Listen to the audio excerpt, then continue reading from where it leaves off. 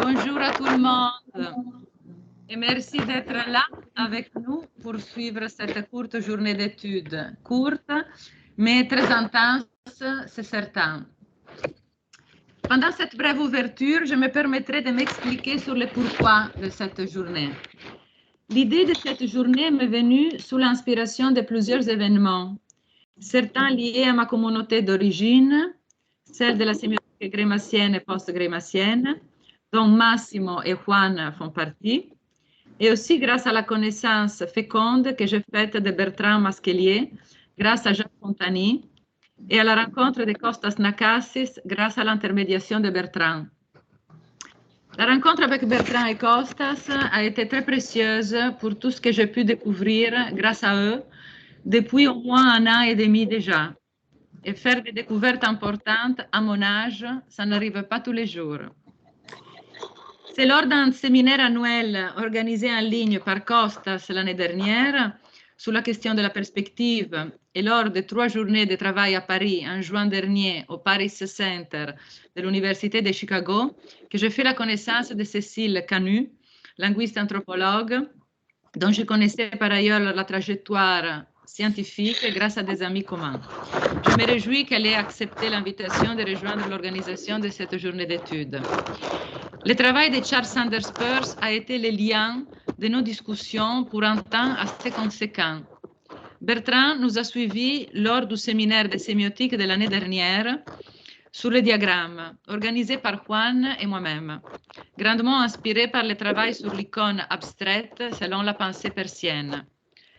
Le dialogue sur les diagrammes s'est poursuivi avec Costas, surtout via mail et grâce à une collaboration faite autour d'une revue qu'il co-dirige, Semiotique Review. Grâce au sabbatique de Costas de cette année, notre working group n'est plus exclusivement en ligne, mais aussi en présentiel au Paris Center de l'Université de Chicago.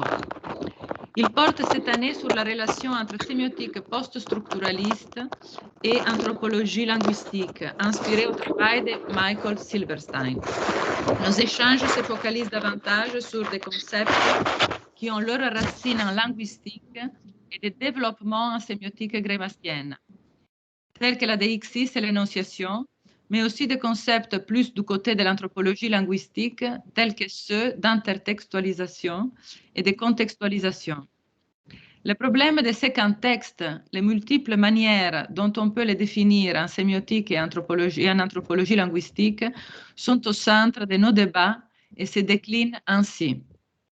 Les conditions d'extraction d'un texte, d'une pratique ou d'un événement, les conditions qui font d'un événement quelque chose qui puisse en partie se constituer un texte, à savoir une totalité qui tient, qui a du lien grâce à des relations internes.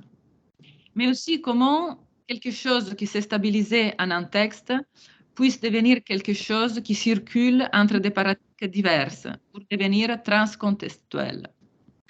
Problème de stabilisation, de totalisation donc, des liens entre les voies bakhtiniennes sont au centre du traitement de cette totalisation-textualisation. Ainsi, la textualisation des pratiques est au centre de nos discussions. Nos échanges sont toujours remplis de suggestions de lecture ultérieures, notamment de lier cette totalisation, congrégation de forces, qui est un acte d'intertextualisation, à la sémiotique de Jean-François Bordron, lui aussi s'inspirant du concept de l'icône persienne comme totalité pour expliquer toutes sortes d'objets stables de la perception.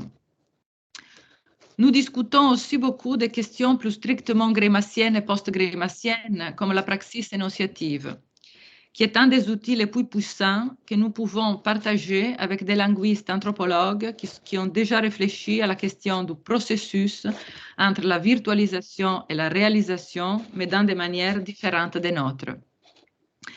Last but not least, je souhaite aussi dire quelques mots sur Massimo, que je considère comme l'un de mes meilleurs collègues et amis, et dont j'ai absolument voulu être la discutante aujourd'hui. Nos collaborations portent notamment sur un important projet européen que Massimo a obtenu en 2018 et qui est encore en cours et qui lui a permis de publier plusieurs ouvrages collectifs importants et numéros de revues. ainsi que de recruter parmi les jeunes meilleures promesses de la sémiotique sur une thématique de recherche qui est celle de la représentation du visage dans notre société numérique contemporaine. À la base, Massimo est spécialiste de sémiotique de l'image et des sciences religieuses, ce qui lui a valu l'élection à la fonction de directeur d'une importante fondation en Italie consacrée à cette thématique.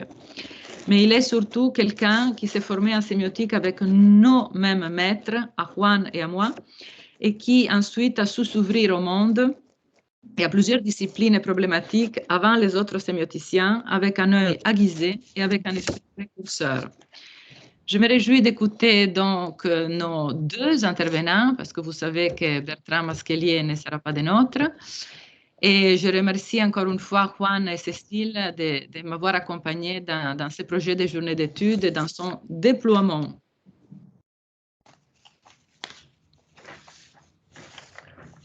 J'ai terminé. Merci, Maria Giulia.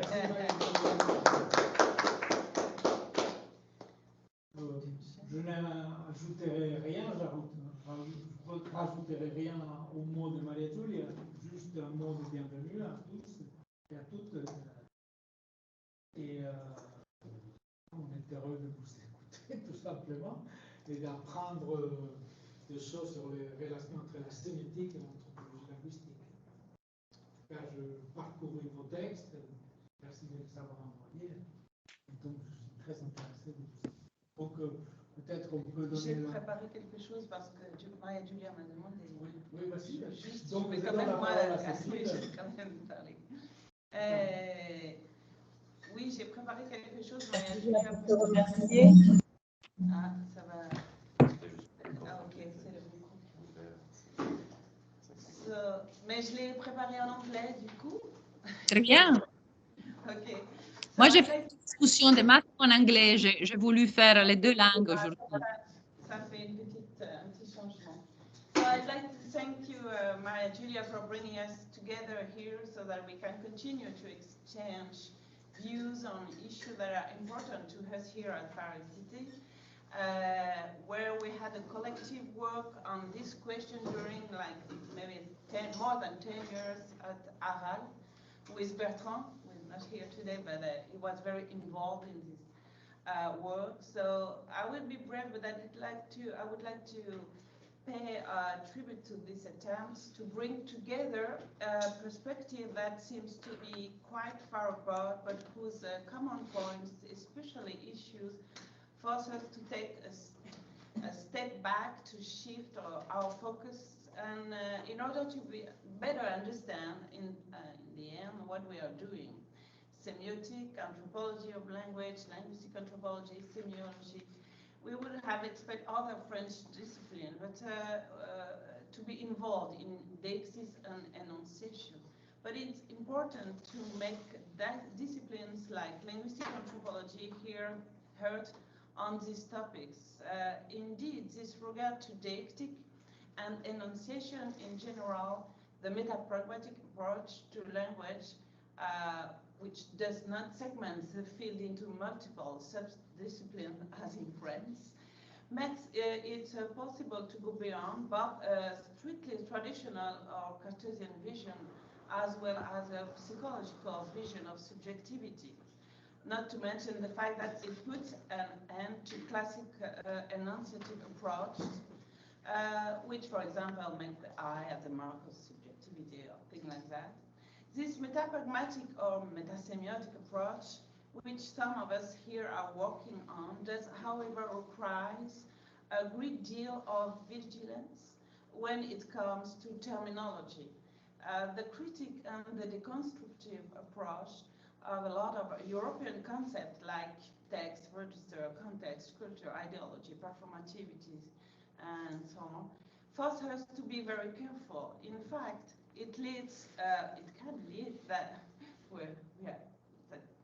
we have been trying to do to radical questioning of notions of culture, language, or identity, insofar as they are not data or fact or things. Thus, for example, context is not a setting. It exists at only one moment in one situation, only insofar as it constructs Cécile in social practice, whether verbal or not verbal. And in each of the in each of the interactions taking place before our very eyes, it's possible to understand how possible meanings are constructed according to the way in which indexes can be set in resonance. For this, a long, thick, and thorough ethnography of fieldwork is a basic precondition. This approach is definitely anti-positivist for me, so we will maybe discuss about that, but as it never allows us to determine the totality of meaning of signs. It remains subject to the ability of the analyst, who is always a situated subject, to reveal cues or to establish correspondence according to his or her knowledge of the social, historical, political, ideological, cultural, biographical, etc. state of the entities involved and not just human beings. This is why a situation can be reanalyzed at successive points in time according to the fieldwork knowledge we accumulate through our experiences. What's more, this accumulated knowledge of experience or form of life, which enable us to make more and more connection to shed light on constellation of meaning, often involves discourse, du dire, and not just non-verbal practice, so as we discussed last year.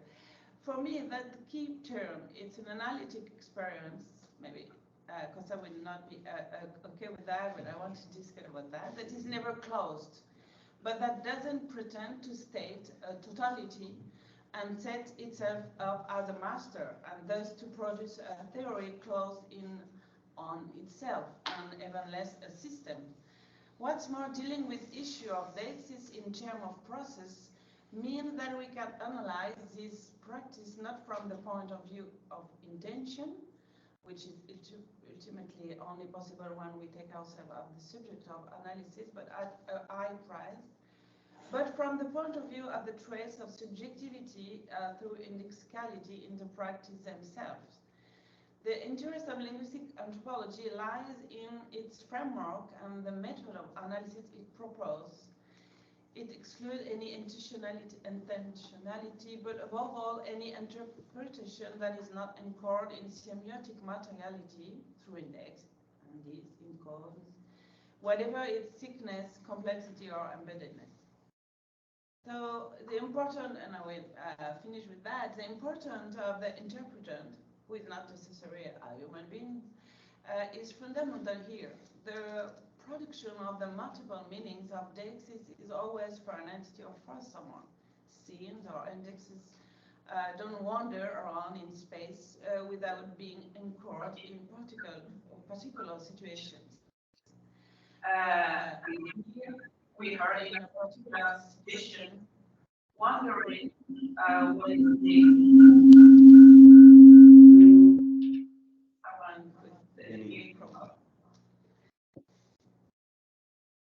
I'm not going to go any further because we are here to hear from two of the leading specialists in linguistic anthropology. One, because Bertrand is not here, and Massimo,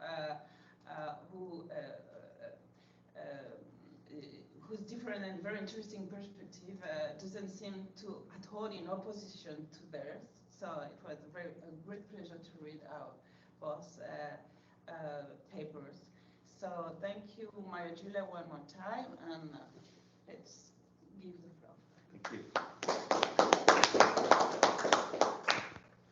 So I'm going to, Maria Giulia, you're going to have to let me know if it shares properly. So I need to do yes. tab, window.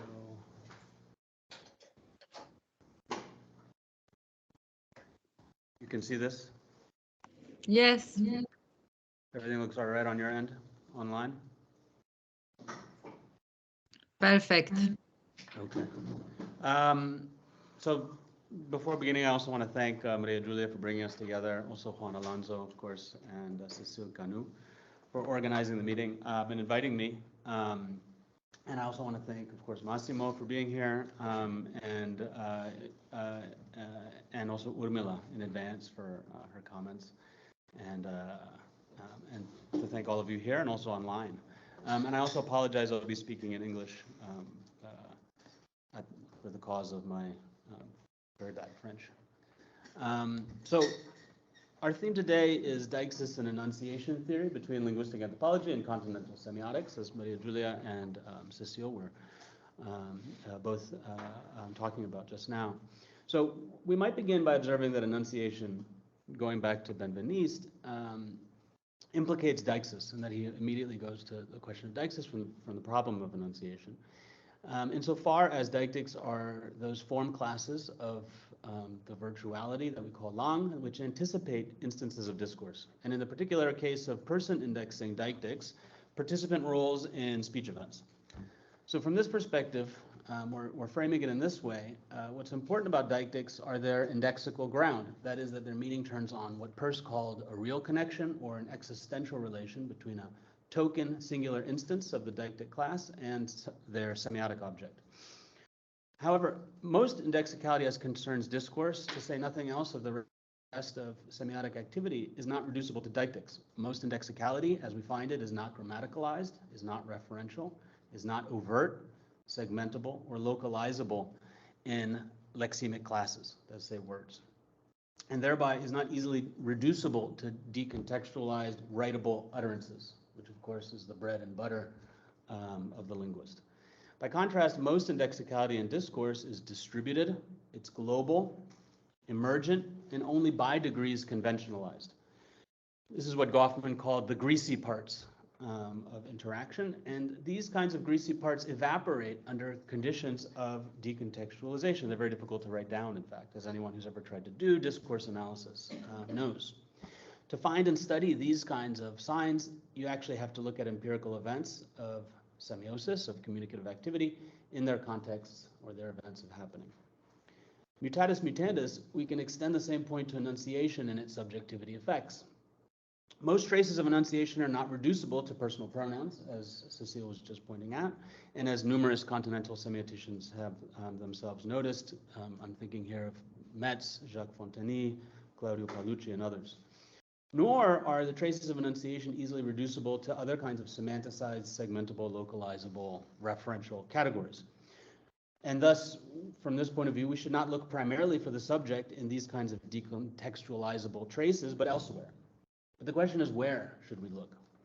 So my suggestion is that we need to start from indexical processes in their full range, and here conceived as intersecting functional dimensions of semiosis.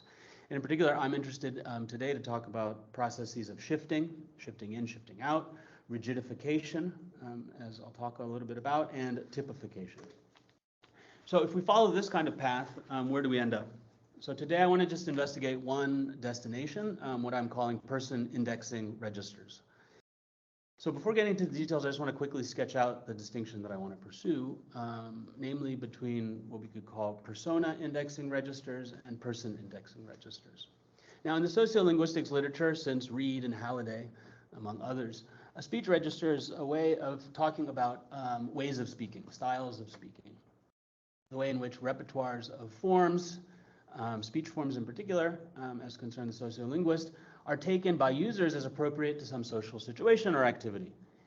That is, that index some aspect of their context, as with the language of the law, thieves' cants, or as on the slide, sports announcers talk, or bureaucratic military speech.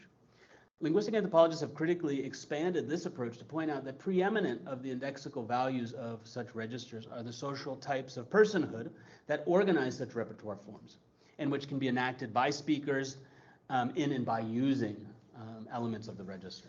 So speech registers thus involve conventionalized social voices that speakers can take on as their own. Legalese is a way of speaking as or like a lawyer. Sports announcers talk like a sports announcer. Military speech as or like a defense intellectual, and so on and so forth. So speaking in a register thus indexically invokes social types, and more specifically characterize the context of enunciation with the stereotypes associated with such personae. Now, since a social persona is involved, I want to call this class of registers person indexing registers, and most of the sociolinguistics, in fact, all of the sociolinguistics literature concerns this type of register. And I want to contrast it with the idea of a person indexing register, where a repertoire of forms don't index a social type of personhood, but rather where the figure in question is an individuated entity, prototypically a person. In such cases, by indexing such individuated existence or entities as individuals, such repertoires of signs are construed as proper to those individuals, and perhaps even as their property, as is enshrined in things like intellectual property regimes, for example, which protect certain kinds of signs as the signs of a person, and perhaps owned by them. Now, perhaps this might sound like in the linguistics literature what was and is perhaps still called the idiolect, the lower bound of systematicity in Bloomfieldian structuralism, the linguistic system of an individual. A person indexing register and an idiolect, however, are not the same thing. Our question is not what is the unique linguistic signature of the individual, or the unique semiotic signature of the individual. Rather, it's what are the features of semiosis or communicative activity that are enregistered or conventionally recognized as indexically proper to some so individuated and personified entity, whatever that happens to be in some cultural context, be it a biographical human individual, a famous kula shell, and here I'm thinking of Nancy Munn's work, an heirloom musical instrument, a brand corporation, which is something I've written about in other places, a spirit, or even an AI chatbot. Now, the distinction here between persona and person indexing register and more specifically between an idiolect, the distinction between an idiolect and a person indexing register is important for a number of reasons. First off, what counts as an individual can't be taken for granted cross-culturally. And I would argue even can't even be known outside of these kinds of processes that I'll be talking about, processes of enregisterment. Further, even assuming the individual is a stable entity to which we could correlate linguistic behaviors, which is what the linguists would presumably do, not all of the demonstrable variation at the level of individual speakers is necessarily taken as indexically meaningful as proper to that individual by hearers. They say we do many more things that we could identify that anybody takes as meaningful that are perhaps unique to us. Further, much of what is taken as indexically proper to some individual, as it turns out, is not unique to them. In fact, in principle, will never be unique to them insofar as one can always cite, imitate, or appropriate such person indexing forms. So on the one hand, the range of variation that we can observe for individual speakers as unique to them is much wider than the range of assigned forms that people take to be proper to individuals. And moreover, the forms that people take as proper to individuals, as indexing them in their individuality, if you look closely, turn out not to be unique to them at all. In fact, for the very reasons I was pointing out, will never be unique to them. So the question for us isn't what forms are objectively unique to the individual, so much as what forms are indexically proper to them for some social domain of sign users, as say for some collectivity that recognizes this kind of sign relation. Which is to say, where certain signs are construed as indexes of some individual. So the question is, how does this happen? What are some of the implications therein? Now, as is apparent, speech registers are ideological constructs. They're cultural models that orient how speech variation is heard as pragmatically meaningful by some social collectivity or other. One can't study registers, thus, without appealing to local cultural conceptions of language and personhood.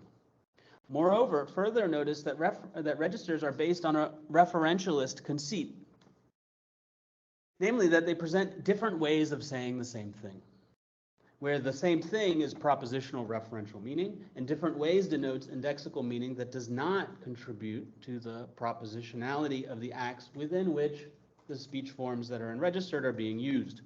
So here's a very American example for you. For a certain social domain of users, for example, method and cannabis sativa differ less in what they referentially contribute to an utterance than in their non-referential social meaning. In this case, differentiating a speaker is contrastively aligned with social identities and worlds of meaning, say between being a pothead from New York and maybe even more specifically from Staten Island, versus being a botanist, for example. So this method is loud and this cannabis sativa is odoriferous, presumably mean the same thing referentially. If we give a logical formula for them, they would mean the same thing in standard English. The marijuana smells strong. Hold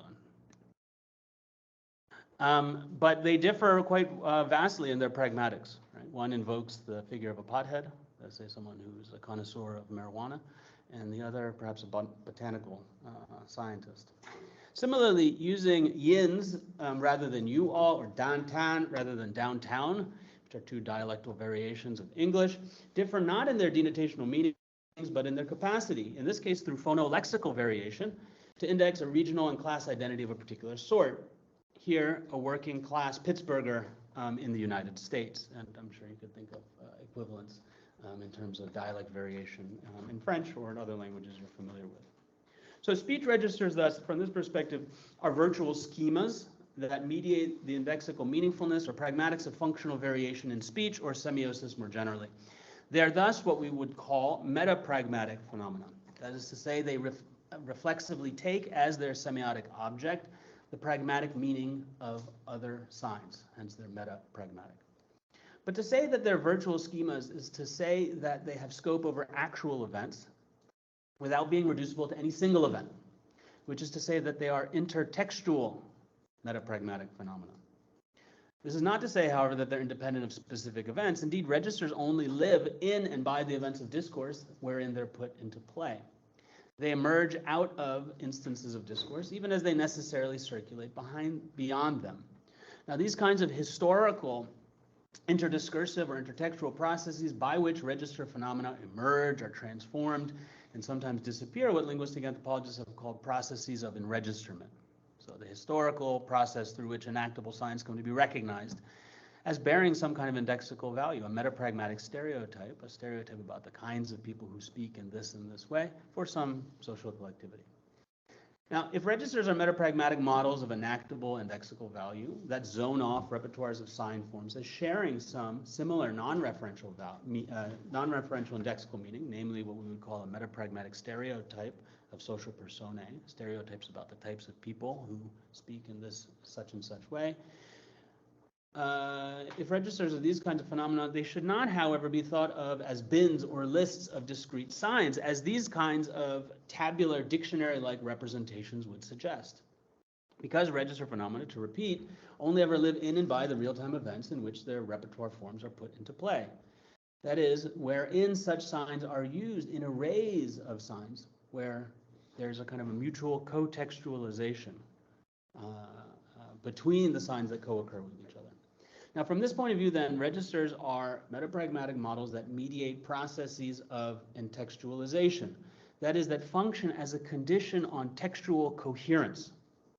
So here, we're concerned with the texture of semiosis, the emergent property of co-occurrence relations that produce signifying wholes, to use a term from Jacques Fontany, texts, which in their semi-symbolic or iconic indexical form figurate, you might say, some meaning in relationship to some equally constituted context. So the concept of intextualization extends and generalizes Roman Jakobson's notion of the poetic function. As you recall, where the qualia of indexically contiguous signs afford iconic resonances, resonances that draw attention to the message form in its palpable materiality, thereby forming what Jakobson called, after Hopkins, figures in sound. The poetic function, from this point of view, is an emergent metapragmatic principle of textual coherence, where signs cohere and figurate something at the level of their embodied qualities, like in poetry, for example. So we could call this dimension of textual coherence aesthetic textuality, and the kind of text that emerges from such a process an image, or an image text. This is what Jakobson was concerned about in the poetic function. But we might also ask about other kinds of textual coherence that are based on other principles of emergent orderedness or intextualization, thinking about other kinds of semiotic grounds. For example, the information or narrative structure of a discourse, the coherence at the level, you might say, of its symbolic signs in the Peircean sense, is what we might call a denotational text. Similarly, we could ask out after the coherence at the level of pragmatic signs. What is figurated as done in and by what is said or depicted, that is, what is done in and by denotational or image texts. We could call this an interactional text, wherein we would be talking about diagrams of pragmatic action that emerge from the coherence relations, from the poetics of indexical semiosis. So here, all this slide is saying is that we could think about coherence relations at the level of textuality. That's a question of how is it signifying wholes emerge in semiosis by thinking about the three types of semiotic grounds that Peirce talks about, right? At the level of icons, indexes, and symbols. Now, interactional text, some examples, for example, for those of you who've read any ethnomethodology and conversation analysis, the idea of an adjacency pair, for example. Goffman's discussion of interaction rituals, like greetings, speech genres, like lectures. These are all examples of conventionalized interactional texts. Now, the point that I want to just make here is that registers, and the only reason I'm subjecting you to this panoply of technical terms, is simply to make the point that registers are models of interactional textuality, where signs are construed or contextualized as fitting with each other, iconically resonating with each other, not based on their denotational meanings, nor based on their iconic qualia, but because of their non-referential indexicalities, the metapragmatic stereotypes that they invoke, and that these are construed as fitting together or being in appropriate co-occurrence relations. Right, so if you think about this slide here, and you say this method is loud, is register coherent, all we're saying is that the stereotypes indexed by the term method as a technical term for marijuana and loud as a technical term for is smelly or strong are coherent with each other. They share no iconic properties with each other, nor do they share any symbolic properties with each other per se. What they share is that they fit together at the level of their non-referential indexicality. And to that extent, we could say that this simple utterance is register coherent, as opposed to this cannabis sativa is loud, where we start to mix registers, for example. So registers, in short, exist under conditions of contextualization through relations of unregistered signs with other signs, with which they are contextually juxtaposed in real-time events of discourse.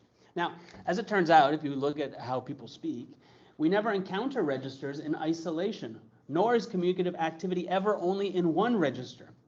Rather, what we always encounter are register forms in polyphonic relations to other semiotic elements that exceed or lay beyond the register in question, both at the level of the text and in relationship to its and context. So even in this case, for example, the demonstrative this, there's no specific demonstrative this in pothead speak or in botanical speak.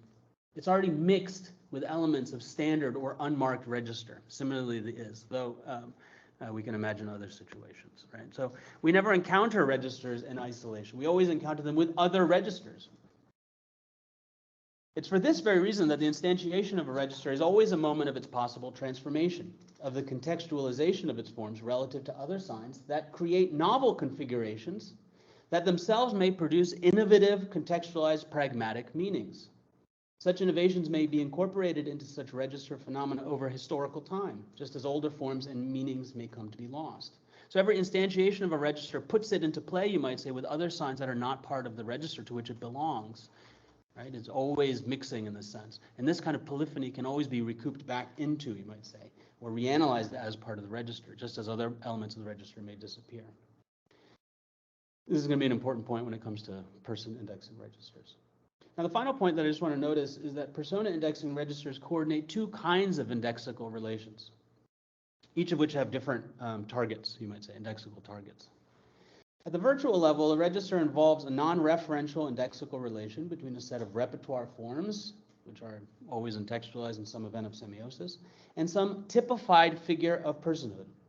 Such a metapragmatic stereotype is a kind of cultural ideology about semiosis. People like this speak or act or dress like that. Pittsburghers say stillers, downtown, yins, and all that, right? And people from other places speak in other ways, right? And we might say then that the metapragmatic stereotype in the event in which instantiates that they stand in a kind of gnomic calibration. And I say there's a gnomic calibration to the event of enunciation. Now, what does that mean? By gnomic calibration, I simply mean that the indexical target, the stereotype of personhood, stands in no particular time-space relation to the enunciation that indexically invokes it.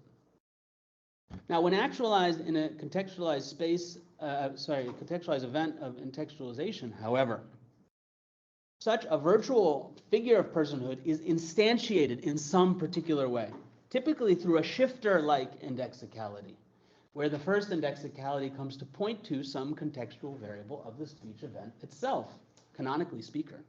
So when I speak in academic English, I point to myself as inhabiting the figure of the academic. And when you do it, you point to yourself. The orgo shifts to you, and so on and so forth. Now, of course, I may point to other things as well. For example, I may point to the particular situation that we happen to be in today, a university lecture, just as a register may point to the addressee or some co-present bystander, as with registers of politeness or honor verification, or mother-in-law avoidance registers, where at issue is the presence of one's mother-in-law, which requires you to shift into a different repertoire of forms, for example, in Australian Aboriginal societies. Now, in such moments, the register's indexicality is reflexively calibrated to the event of its enunciation, since the metapragmatic sign is coincident with its own event of signaling. Though, of course, other configurations are also possible, as with all indexicals, which can be shifted. For example, where the use of a speech register is used to point to some other time space. Consider my earlier example of method in cannabis, where the indexical stereotype was in a kind of a mention mode, not a use mode, and thus was shifted away from the here, now, I of enunciation. Further, consider that my usage just now harkened back to a previous moment in my own discourse, quoting my mere mention, and thus standing in what we could call a reportive calibration. Now, in such cases, the deployment of the register is put in quotation marks, and its indexicalities shift out, to use the Grimaldian term, to another event that is not the event of enunciation. Hence, it's non-reflexive, but in some kind of time-space relationship of continuity with it. Hence, it is non-nomic. So the calibration type here is just another way, and I just threw, it's here to make the connection between the notion in Grimas of shifting in and shifting out. And here we're drawing a three-way distinction, in fact. Not simply between shifting in, the move to kind of the reflexive crust, you might say, of semiosis, nor simply shifting out into a mode of reportive, quotative relationship, but also this kind of detachment of deixis from seemingly all indexicality into something that looks like what Benveniste called histoire, for example. And that registers may involve all three types of calibrations. All right, so with all that in mind, now I actually want to get to what I really want to talk about, which is person indexing registers. Now, person indexing registers share the similar features with persona indexing registers that I was just talking about. The one exception is that the figure that is indexically invoked is not a nomically calibrated social type. Rather, it's an individuated entity, a social token, we should say. One thus under a reportive calibration to the event of semiosis, since presumably the person who's being indexed exists in some historical contiguity with the register usage. Now, this is a slight difference that I say that the figure in such registers are different, but it's a consequential one, as we'll see. Now, notice that the enregisterment of a person indexing register presupposes an originary moment of individuation. In order to have such a register, you have to be able to individuate social entities. And in particular, the conferring of what Saul Kripke, the analytic philosopher, called a rigid designator. In many societies, the bestowal of a proper name, a performative act where an existent or an individuated entity is ritually individuated and constituted as an individual worthy of recognition by a name. Rigid designation is the semiotic infrastructure of person indexing registers, precisely because of the peculiar indexicality or the peculiar semiotic ground of proper names. So a name like Aristotle, Kripke argues, for example, once fixed to its referent, refers to that referent across its contexts of use, and further in any so-called, what he calls, possible world for those party to the original performative act of nomination, be it directly, as you were there at the baptism, or through the quote-unquote speech chains that emanate from that performative baptism. Now, what Kripke means by possible worlds is that once a referent is fixed by a name, in any counterfactual situation where some semantic property or stereotype predicable of the referent is hypothetically changed, say Aristotle turns out not to be the student of Plato, or Aristotle was not the teacher of Alexander, that in any such counterfactual situation, that from the perspective of the speech chain of naming, that is as tethered to the name's performative event of baptism, then the reference still holds. Even if everything that was truly predicable of Aristotle turned out to be false, including that he ever even existed, we could still refer to the entity so fixed by that act by virtue of the name. Hence, in the sentence, Aristotle never existed, Aristotle still refers. What does it refer to? Who knows? But it still refers, and we have the sense, in fact, that it still refers. The name thus seems to presume upon an identity beyond all semantic properties. Or rather, we might say with Zizek, as he says, it stipulates some identity independently of any of the characteristics, qualities, or stereotypes about its referent, simply by having been fixed to its referent at some moment and thus across future moments. In this sense, rigid designators are always reportively calibrated to their putative events of baptismal origin, which thus serve as the ever-after origo of the name in its referential indexicality. And it's this fixing that makes such signs unshiftable across contexts of quotation, translation, and the like.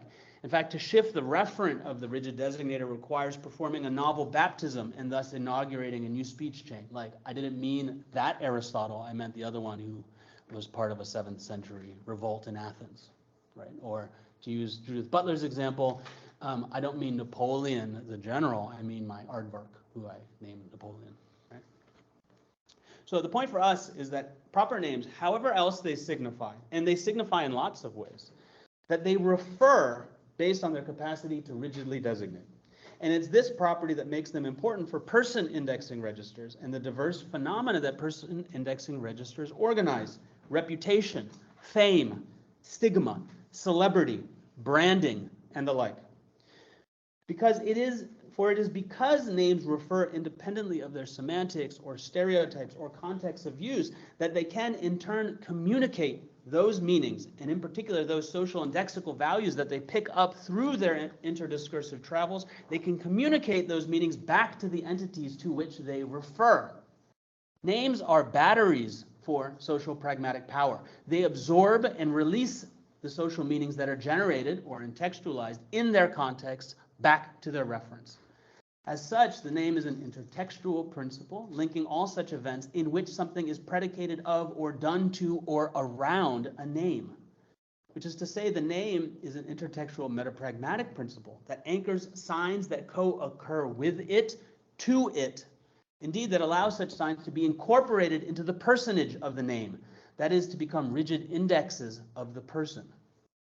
To return to our earlier point, registers live through events of contextualization and contextualization, and thus innovative social meanings that are generated in context through enunciative praxis. And the signs that participate in these processes, these innovative social meanings and the signs that participate in them can always be recouped back into and reanalyzed as elements of the register. In the case of person indexing registers, can be turned into signs proper to the person, reanalyzed as theirs in some way. Indeed, as I was saying before, under certain conditions, as their property. So one question is, how is it that a sign can become the property of somebody? That's the kind of question I'm thinking about. So in short, with person indexing registers, the name as a rigid designator, it anchors a wider set of repertoire forms, a wider set of signs, which in relation to the name thus function as what we could call rigid indexes, as signs that have as an indexical target the personage of an individual denoted by a name. Now, while the indexical target of a persona indexing register is the speaker, whoever that happens to be, in relationship to a secondary target, the nomically calibrated figure of personhood that is the register's metapragmatic stereotype, by contrast, whenever repertoire forms of a person indexing register are used, the indexical target is the individual in question. So if one speaks like a politician, a class of persons, a social type, by using certain enregistered forms, one may also speak like a particular politician, like Obama, for example, a specific person, a social token, by using forms enregistered as indexes of him. If in the former case I enact a typified figure of personhood, in the latter case I cite a person or some aspect of them. And in doing so, I adorn myself with their personage, even as I in turn become a vector of their own reputation, for better or worse. One can, after all, defame someone by doing violence to signs proper to them. In English, we say dragging someone's name through the mud, right, to defame them. Just as one may pay homage to them by honoring signs of them. And in so adorning myself with the signs of another, I may even become an enregistered part of their repertoire, where my social existence itself becomes an index of the person in relation to which I am defined, as anyone with a badly behaved child in public knows very well, or badly behaved fans, or perhaps even students knows. Okay, so to consider these points, I just want to go through now two types of person indexing cinematic registers. I want to turn to the cinema, something that I've been preoccupied with for some time, that of the star actor and the auteur director. Now, in the cinema, any part of what Goffman called the production format can be the site for processes of person indexing and registerment. In such cases, elements of filmic form, but really a much wider set of cinematic repertoires of signs, in such cases, elements of filmic form are contextualized as indexes of the social actors who fill such enunciative roles. Beyond their aesthetic qualities and their contribution to the image on screen, beyond their involvement in building a narrative or diegetic world, under such conditions, traces of enunciation may also be enregistered to the personage of some individual, pointing beyond by presencing within the text the editor, the stylist, the sound director, the cinematographer, and so on and so forth. Now, the two sites, as I was saying before, of such person indexing and registerment processes that are the most culturally elaborated, economically important, and politically contentious are the figure of the star actor, and the auteur filmmaker. And I'm just going to discuss some examples of each in turn. So stardom is organized semiotically as a person indexing register. Here too, we have a repertoire of forms united in their non-referential, non-narrative indexicality, where the indexical target is the individual star. In the context of cinematic stardom, we can say that the individual star is an intertextual principle linking together the actor's multiple filmic texts, and further, whose stardom is a virtual model of the pragmatics of the star's cinematic influence, box office pull, fan adoration, forms of commodity investiture, and in the South Indian context in which I work, electoral political influence. Indeed, stars in the South Indian context, in particular in Tamil Nadu where I work, have historically been expected by their fans to form political parties to represent them. And such stars often get involved in electoral politics during and after their film careers. So I want to consider, for example, one Tamil film star, Rajinikanth. Rajinikanth, as you see on the slide, it's the stage name given to the biographical individual Shivaji Rao Gaikwad by the director who broke him into the industry, K. Balachandra. Now, Rajinikanth began as a character actor, in particular as a villain in realist so-called nativity or pastoral films in the mid-1970s. And he emerged as a character actor, in particular in the wake of the retirement of a previous generation of star heroes. Now, after a series of popular films in which he acted in negative roles, in the 1980s, Rajinikanth increasingly began to act in hero roles, in particular in films that molded him more to the image of the Purachi Talaivar, the revolutionary leader, the Makkal Tilakam, the pride of the people, M.G. Ramachandran, or MGR for short. Can you see this, by the way? Maybe we could turn the lights on.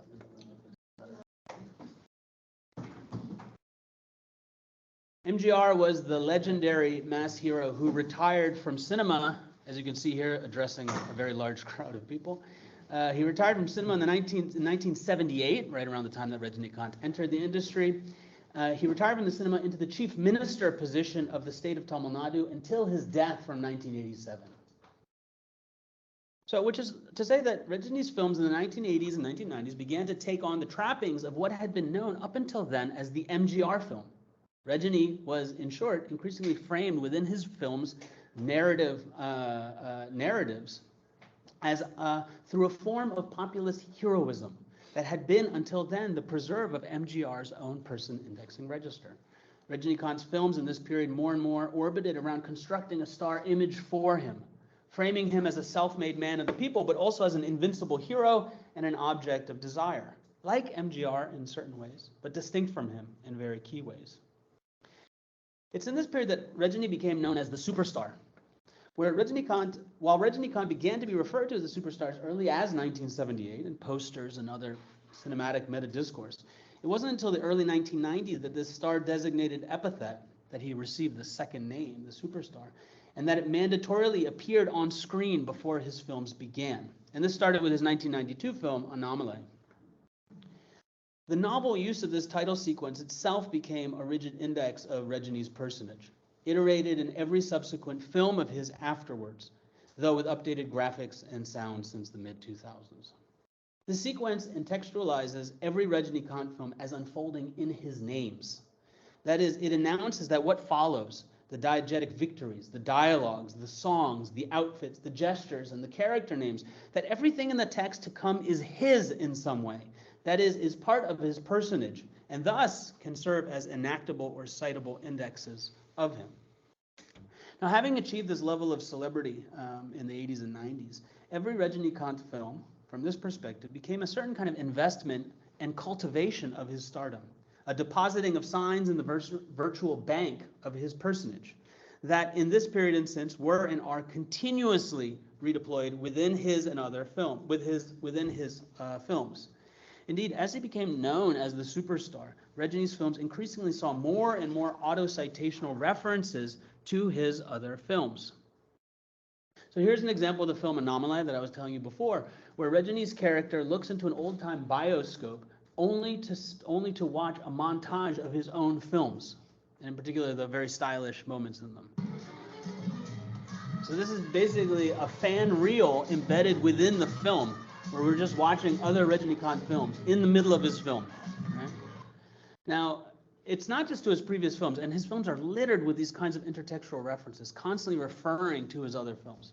But it's not just to his previous films.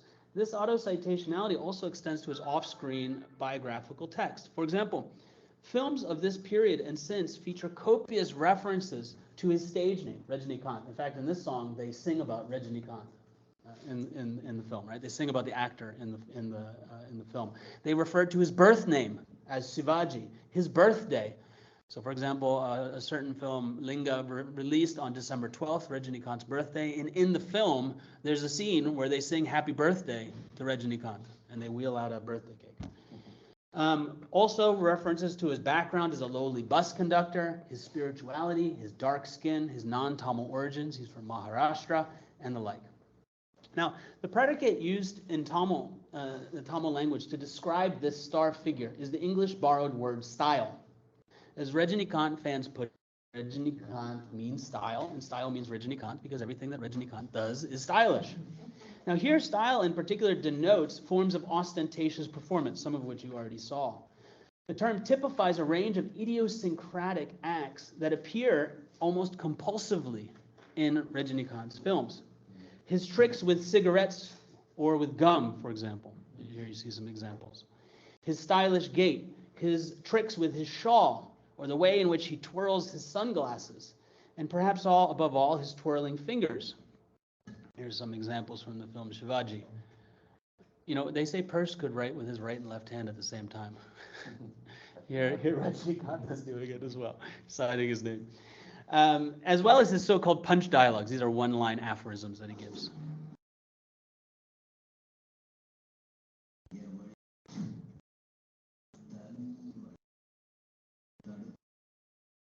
These kinds of punch dialogues appear repeatedly within the films, but then also across the films.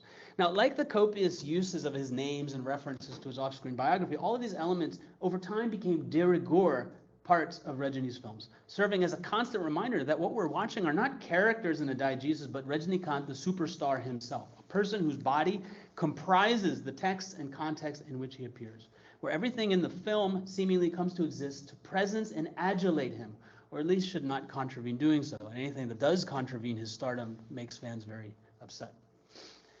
Now, such elements weave a poetic texture. They are iterated as a rhythm of cinematic experience in South India, where all that we encounter are felt to be manifestations of the star, rigid indexes of his all-encompassing enunciation.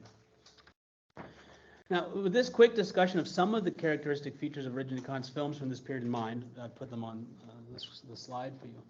What I want to note is how all such filmic forms are registered as proper to Regini Kant himself, as rigid indexes of them. All of them carry an indexicality that point to him, however else they are used. And further, in indexing him, such signs multiply his person. Each element is an expansion of his personage. Regini Kant circulates through the rigid indexes of his natural figure as a biographical individual, his staged figures as characters, and most of all, his star figure, that intertextual metapragmatics that unifies all of his films, all of his repertoire forms as instances of the same, as instances of the superstar. It's precisely through this stardom, through this rigid enregisterment, that the film texts in which he is incarnated are shaped, mediated in their poetic textures and in their pragmatic functions. They're given a coherence through him, and they're given a force through him. At a limit, his stardom influences every stage of the text's becoming and every element of its reception. Of course, Rajinikhant's films do not only feature elements enregistered to his personage. It's impossible. Many, perhaps most of the semiotic elements in his films are not actually peculiar to him. Some are shared with other stars of his stature, as befit a star hero, such as special effects fight sequences, copious close-ups, slow-motion shots, just as other features are common to the language of narrative film more generally, such as editing patterns, shot, reverse shot, point-of-view shots, and the like, camera movements, and many more still. Some other forms are innovative and have never appeared before or after in any of his films.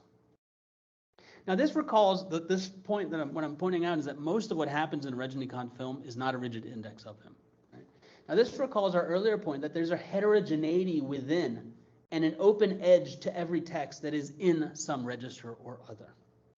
Wherein register signs are always co-textualized and juxtaposed with elements that are not of the register in question, and where innovative pragmatic effects are generated with and through the stereotypes of the register, and yet always exceed them. Yet this open edge is not a hard boundary beyond the register, as so much as a kind of interface, a semiotic commons, wherein primitivized accumulation, to make a throw out to Marx, may take place, because this is the boundary where property begins for the star. So this, which is to say that this heterogeneity and creativity, the fact that register is always contextualized in some event where other kinds of signs are happening, right? That there's a heterogeneity in that these kinds of configurations produce constantly innovative social meanings.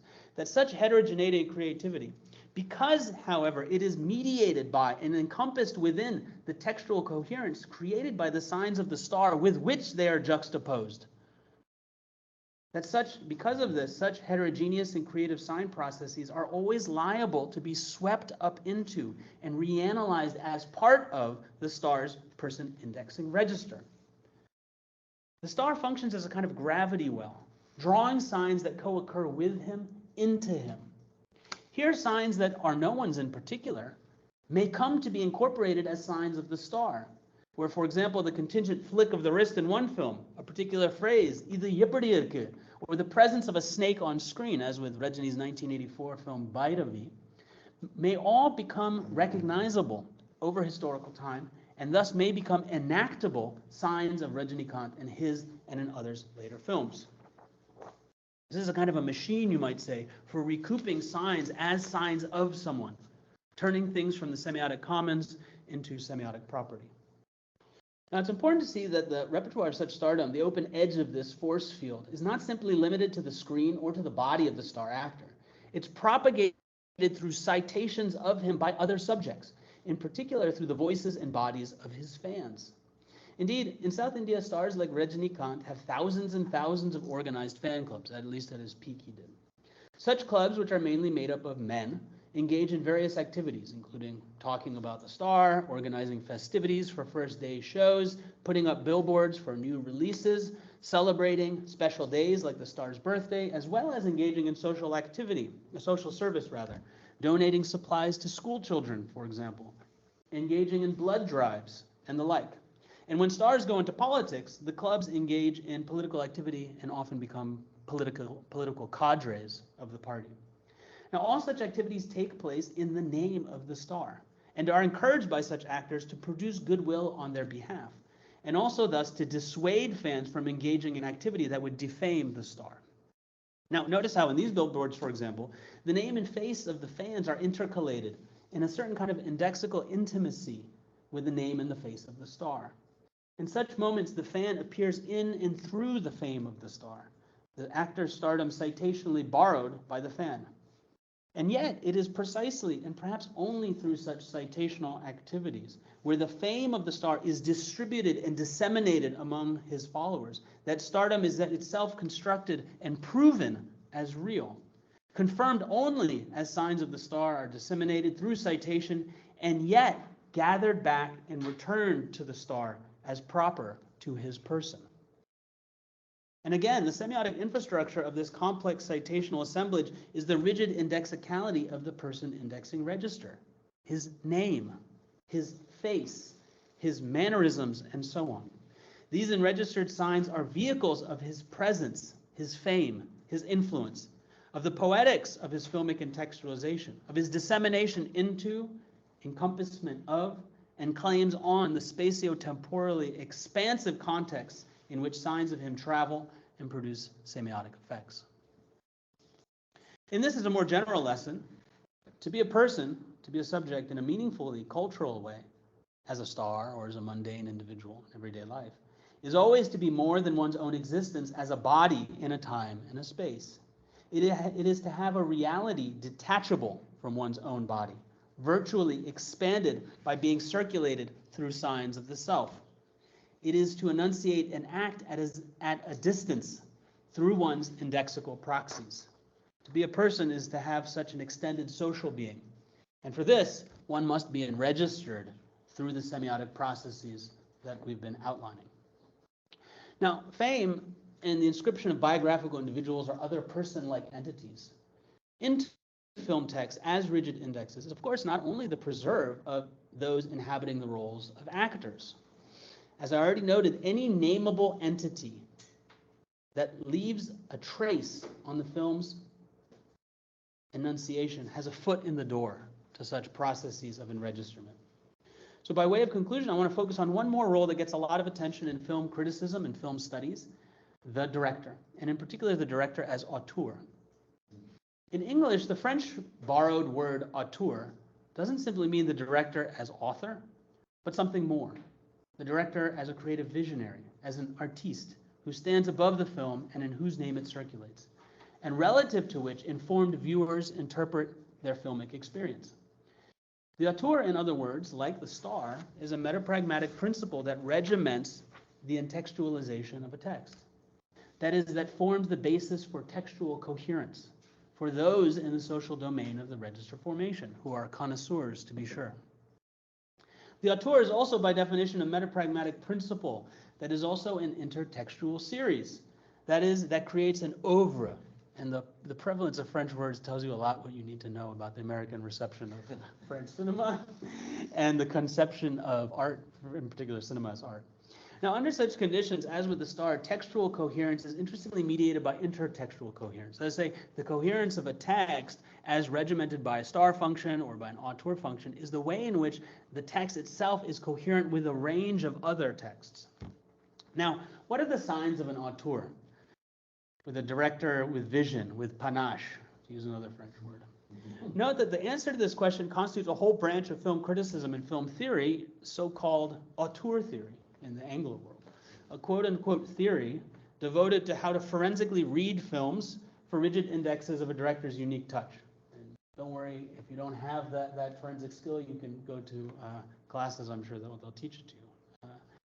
Auteur theory, in other words, is an operative, institutionalized semiotic ideology that functions as a metapragmatics for the intextualization of film, in particular film as art. Indeed, that construes the textuality of film for its person indexing repertoire forms.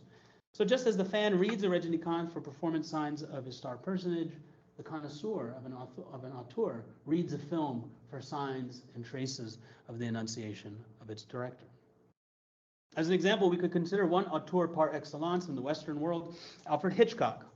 Now, Hitchcock is a director often mentioned for his signature style. As Francois Truffaut, the French auteur, says of Hitchcock's uniquely personal style, and of course, from Bazin to Truffaut and to the Nouvelle Vague, there was a very strong interest in Hitchcock. Truffaut managed eventually to sit down for a series of interviews with Hitchcock, which they published as a book. And this quote comes from that book. So Truffaut writes, because he exercises such complete control over all the elements of his films and imprints his personal concepts at each step of the way, Hitchcock has a distinctive style of his own. He is undoubtedly one of the few filmmakers on the horizon today whose screen signature can be identified as soon as the picture begins.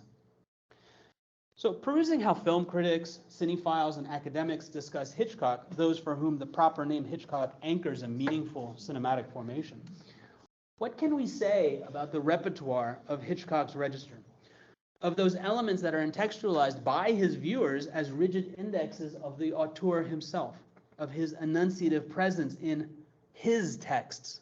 And the interesting question is, when does a text become the director's text versus someone else's? So here's a list of elements that function as indexes which cinephiles and academics have noted as particular to Hitchcock's films, which we might say, by co-occurring in particular ways, give us the feel, the texture of a Hitchcock. And here you might note the indefinite article in English to denote a token of the Hitchcock series type, like a Rembrandt, for example, a Hitchcock. So, for example, people point to plot, the way in which Hitchcock structures his plots or his thematics, as indexes of Hitchcock himself. Themes of mistaken identity and wrong man accused, as in North by Northwest. Certain kind of plot suspense structure, oftentimes mixed in with a kind of macabre sense of humor. The use of a so-called MacGuffin, a word which is itself associated with Hitchcock in particular, though he didn't coin it. A MacGuffin is a detail or object that's a major issue for the characters in a plot, but which the audience never gets to find out what it is. And so this is a kind of a narrative device that Hitchcock is associated with. In addition, recurrent motifs people like to point to. Stairways for suspense. Here you see Vertigo. Right. There's the Vertigo. Birds as omens of bad luck, as in the film Birds.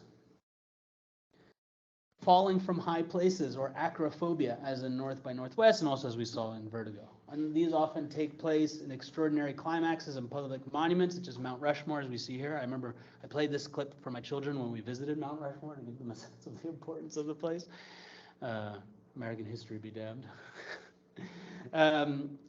Similarly, people point to casting.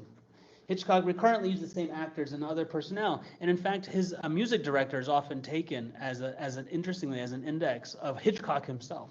Similarly, his icy blondes, Grace Kelly, Tippi Hedren, Kim Novak, Janet Leigh. The fact that Hitchcock himself appears in all his films in hidden, but really not that hidden roles. And anybody who watches Hitchcock film is always watching for him. And here's another fan.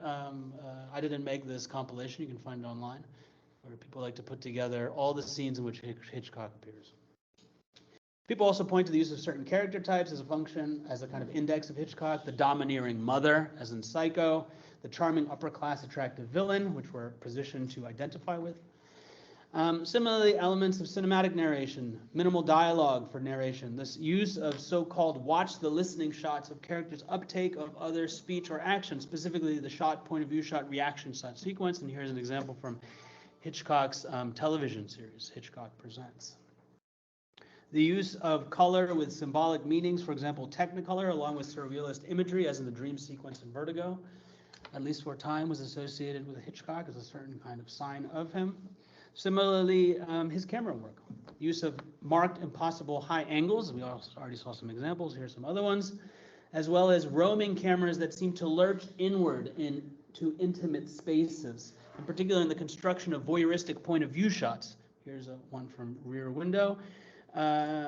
Shots of people looking through cameras, through peepholes, like in Psycho, spying on others, as well as, in a very famous example, the screen within the screen. Here's Strangers in a Train, where we watch a character being murdered through the glasses of her own glasses as they fall down. And there's many more still, right? Now, the point here, this is not an exhaustive list, though it may be an exhausting list. It's not an exhaustive list of all the elements of Hitchcock's films that are unique to him. On the one hand, we may find many more elements, and PhDs in film studies are counting on it, that they're going to find many more elements, many more dissertations to be written. On the other hand, many of these elements are not even, in fact, unique to Hitchcock. Before, or even especially after his time, others used the above listed elements and techniques before him, and even more since. Rather, so what is it that these lists represent? Well, what they represent is a local cultural model, a metapragmatic or metafilmic model of how Hitchcock's textuality is to be intextualized for self-styled discerning viewers. Viewers who contextualize Hitchcock's films relative to an auteur function as a set of expectations that order cinematic discourse project a coherence onto it in events of watching it, a coherence that travels under the rigid designator Hitchcock. And it's relative to this cultural model that for those socialized to the register, certain filmic signs in certain textual configurations become cinematic indexes that point beyond the text to other texts and thereby to the personage of the director, Alfred Hitchcock. Now, if we recall that registers are phenomena that constitute a certain kind of discursive texture, we can understand why most of the elements that are part of person indexing registers and the texts that regiment them are not shibboleths. And you'll recall the story of shibboleth in the Bible between the two Israelite tribes who were distinguished by whether they palatalized the sibilant sh. So did they say sibboleth or did they say shibboleth? Right? So shibboleths are elements of registers whose mere occurrence seems to index as a diacritic some kind of criterial difference.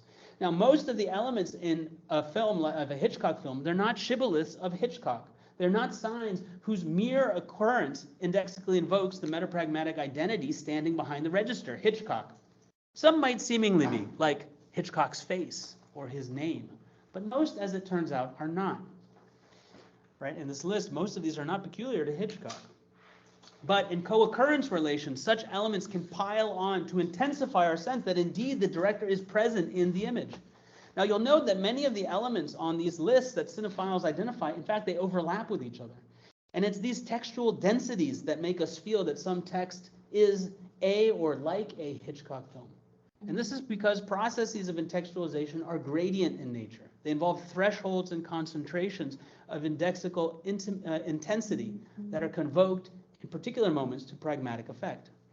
This is also why an auteur, say Hitchcock, or a star, say Rajinikanth, can make a film that is not a Hitchcock or a Rajinikanth film.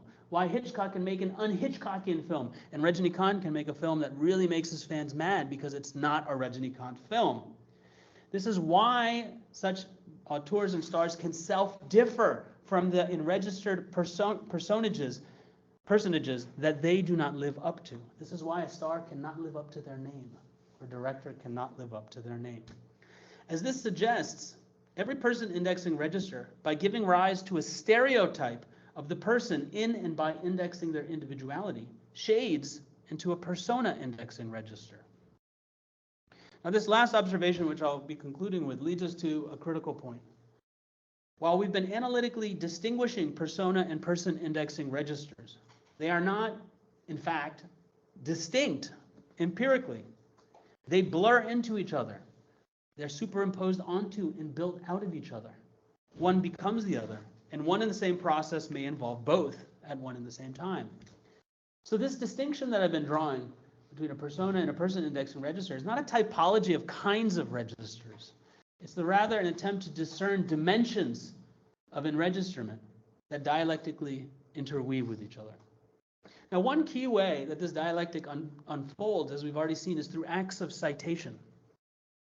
It's through their citation that person indexing registers circulate and are continually recontextualized in new situations, in new configurations of signs and sign users. It is through such recontextualizations that they are not only reproduced, as I say, these registers are not only reproduced, but also transformed. In particular, transformed into persona indexing registers, where they lose their rigidly indexed origos along the way and become calibrated to new kinds of metapragmatic targets, transformed from individual tokens into social types and back again. Indeed, recall that the fact that the innovations of an auteur like Hitchcock have lived on far beyond his oeuvre into the films of other directors, indeed as resources in other processes of enregisterment. Hence, if you look at the Wikipedia page for Hitchcockian, on the English Wikipedia page, and here note, by the way, the adjective formed from the proper name to characterize a class of things that are like but are not proper to Hitchcock, right? And yet bear some trace of his subjectivity. So if you take a look at the Hitchcockian page, what you'll find and what it reveals is the way in which the uptake of repertoire elements from Hitchcock's person indexing register shade into other intertextual metapragmatic structures. Be this genres, such as the suspense film or the thriller, where many of Hitchcock's register forms have become generic, i.e. unmarked from his personage, or as part of the auteur indexing identities of other filmmakers. Hence, note the auteur identity of Brian De Palma, if you're familiar with him. If you follow this wiki cinephilia, it is carved out of his citational relationship to Hitchcock. De Palma is an auteur only by being an extension of another auteur, through paying him homage, in this case Hitchcock. We can similarly see this kind of process in the case of Tamil film stars, where specific gestures and textual forms that were once enregistered to specific persons, as to the star figure of particular actors, become genericized as a way of being a hero. Hence, as we noted, while for a time only MGR had films that adulated his political personage and that featured heavy intertextual references to his off-screen persona and his other films, as well as to his signature hand gestures, and here's one that MGR did in a lot of his films. After MGR passed out of the industry, the next generation of film stars adorned themselves with his rigid indexes. And this genericization was a function of junior stars like Rajinikanth or the Karuppu MGR, Vijaykanth, who recently passed away, through newer stars citing senior stars like MGR, appropriating their auratic stardom by indexically paying them homage by appropriating their signs. Now, over time, some such features have lost their person indexing rigidity and have gone generic. They are just what a hero looks like in Tamil films, even to the point of parody. So here on the right is a parody film where they just make fun of all the silly things, what they see as silly things that these stars do. So this is what a hero comes to look like. Just as these kinds of signs become the basis out of which new person indexing registers are constantly being created, as when new stars trope on and appropriate the forms, the existing forms of persona indexing registers to singularize them as theirs. So person and persona indexing registers thus are in a constant dialectical movement, an enunciative praxis constituted by continual citational relations that oscillate between the re-enregisterment and the dis-enregisterment of the signs in which they consist. Indeed, it is by being so intextualized and enregistered that such signs can then become, by being citationally used, but also abused and indexically unmoored. It's through these processes that they can become part of the texts of others, or genericized and put back into the cinematic commons. This is a more general dialectic, of course, that has nothing to do with the cinema per se. All person indexing registers may start out as persona indexing registers and vice versa. Social meaning, subjectivity, and historical change are precipitated in the process, and each are implied by and can be studied only by following the indexicality of semiosis, conceived of in its most broad terms. So with that, I will conclude. Thank you.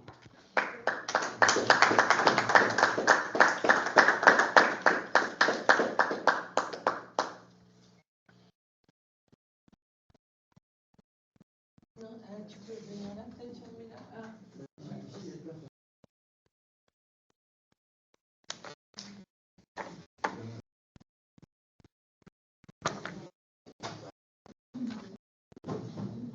Voilà. La caméra, elle est là, en fait.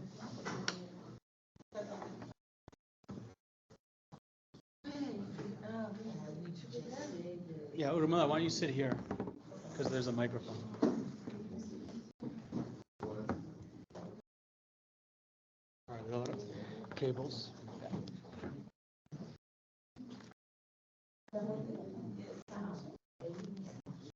Est-ce qu'on peut... Turn the lights back on. La lumière? No, wait, in the US we believe in extremely hot inside, extremely cold outside, or extremely hot outside, extremely cold inside. Okay. Should I begin? Okay. So thank you, Costas, for this wonderful paper. It was a pleasure to read it as always, and thank you for inviting me to discuss it. The paper was extremely rich and could be discussed along any number of pathways. I chose to focus on two sets of comments. Perhaps one might term them a persona indexing type of comments from the perspective of a linguistic anthropologist, and a person indexing type of comments from my perspective as an individual reader. So the first set of comments from a linguistic anthropological perspective.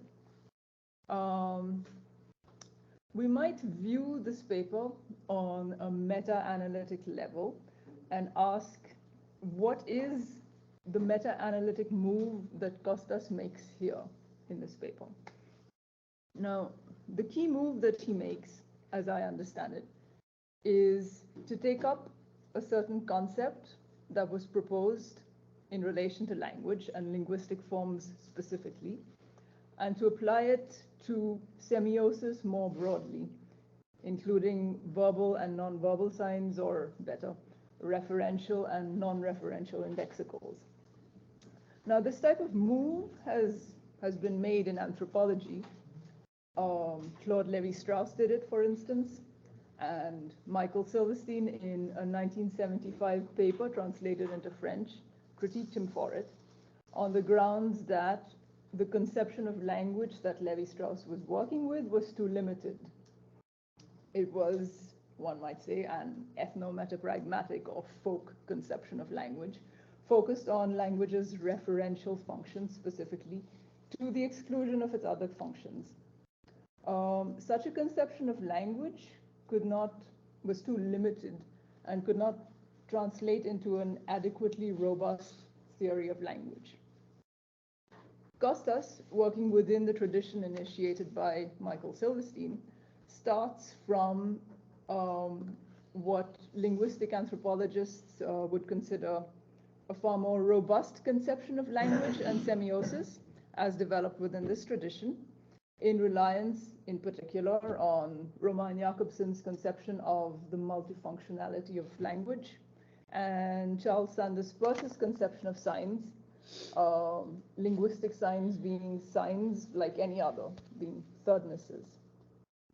Now, as I see it, the specific concept that Kostas mobilizes in this paper and generalizes to the specific concept that was proposed in relation to language that Kostas mobilizes here and that he generalizes to signs across the board is Silverstein's uptake of Benjamin Lee Whorf's notion of the cryptotype. The notions of the cryptotype and its twin, the phenotype, are premised on the assumption of a surface and that which is discernible by looking beyond it in some way. This pair of concepts, the cryptotype and the phenotype, was developed by Whorf to describe the grammar of languages. And then Silverstein took it up as such to develop his notion of the limits of awareness. He argued that phenotypic linguistic forms are forms that are explicit, overtly present on the surface, segmentable, and they are readily accessible to awareness. Forms that are not surface segmentable in this fashion, that are not overt, and that are not present, that don't mark grammatical categories regularly, are cryptotypic. They are harder to discern, and they may well be beyond the limits of speaker awareness. Kostas, as I see it, generalizes the notions of phenotype and cryptotype from this narrow Whorfian linguistic scope to the realm of pragmatics as a whole, to indexicals, and to the entire gamut of metapragmatic functioning, from the metapragmatic functioning of denotationally explicit form on the one hand, to the metapragmatically implicit functioning, as when indexicals simply co-occur in specific configurations. His thematic function here is on individuables, entities that are deemed individuals within some socio-cultural and historical context. So, Kostas argues that the individual is not merely individuated by means of shifters, I, he pronouns, nor is the individual individuated merely by means of proper names, Rajnikant, or indeed Kostas Nakassis, nor is the individual individuated simply by means of common nouns, film star, linguistic anthropologist. Instead, these surface, segmentable, overt linguistic forms are simply the forms that are most accessible and readily available to our awareness. These overt surface forms are, in fact, indexicals that are part of wider indexical processes that can span the entire line of metapragmatic functioning. They are part of the wider indexical processes of shifting, rigidification, and typification, as he mentions on page 1. And all of these indexical processes may be involved differently in different sociocultural and historical contexts in the individuation of entities within that grouping. Thus, the co-occurring indexical of his gait, his manner of walking, his flipping of his shawl onto his shoulder, as we saw, might occur repeatedly in association with the indexical, the person rigidly designated as Rajnikant. And over time, these co-occurring indexicals may then themselves acquire a certain rigidity, being repeatedly and regularly a part of the text that is Rajnikant, the film star. These indexicals then become what Kostas terms rigid indexicals, part of the person indexing register that is associated with the text, the enregistrement that is Rajnikant. So these gestures, his gait, his swinging his shawl onto his shoulder, etc., they may shift. They may be used to invoke, to point to Rajnikant. He may do it in a movie, thereby indexing himself in some previous movie where the gesture was key in some way. And the gesture in that new movie would derive its meaning from its new context, its new plot line, etc. So, and then thirdly, the action may become typified. It may become a stereotype that other film stars can then adopt, as we saw in the various clips. They may cite them to various effects as parodies, as we saw. So these indexicals may ultimately come to be typically associated not simply with one film star, but with the figure of the film star. They may become what Kostas terms part of a persona indexing register.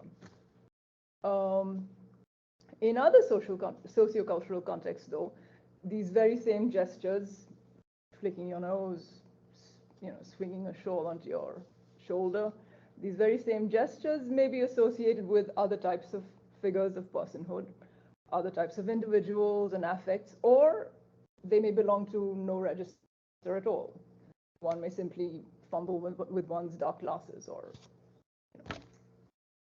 throw a shawl onto one's shoulders. It may simply be one of the myriad indexicals that scarcely distinguish themselves from the other co-textually occurring indexicals. They may not achieve any particular conventionally recognizable register status. So that was the meta-analytic move that I understand Kostas to be making here in this paper, a generalization of a concept proposed specifically in relation to language and linguistic form to semiosis in general. He is also then generalizing this hypothetical analytic structure, because it is a hypothetical analytic structure. It is the assumption of a surface, and that which lies somehow beyond it, whether dispersed within it or implicit within it, underneath it, as in cryptotypes. And we note here that the difference between folk cosmologies and the analytic perspective hinges precisely on the discerning of this surface and that which lies somehow beyond it, which is not overtly present within it, which is not segmentable on the surface of semiosis, which is thus at the limits of native awareness. This analytic structure, surface, and that which is beyond it, is posited, and it is the basis of what in Michael Silverstein and in many other, in the work of many other linguistic anthropologists too, is a hierarchy between the analytic perspective and the folk or ethno-metapragmatic perspectives. Costas, of course, employs this hierarchy in a self-reflexive manner in this paper, indicating the difference between, quote, what we call in our folk cosmology individuals, that's on page 22, note 5, indicating the difference between our own folk cosmology about individuals and other configurations of indexicals that come to be individuated as individuals in other socio-cultural contexts. The figure of the director, the auteur, which can include a whole production team, for example. The question does arise, though, about the cross-cultural robustness or acceptability of the assumption of such a surface versus that which must be discerned by looking beyond that surface. For it is this analytic structure that makes the analyst's conception superior to ethno-metapragmatic folk conceptions. And maybe this is something we might want to discuss. It's a question. I totally agree with the analysis that Costas does, and that's precisely the sort of analysis that I enjoy and I would do as well. But this is a self-reflexive question that maybe is of interest. My second set of comments in a more person indexing vein. So I know that this paper was written specifically for this group, this venue. But I wondered about the readership of such a paper beyond the named biographical individuals present in this room and perhaps in the NN reading group. So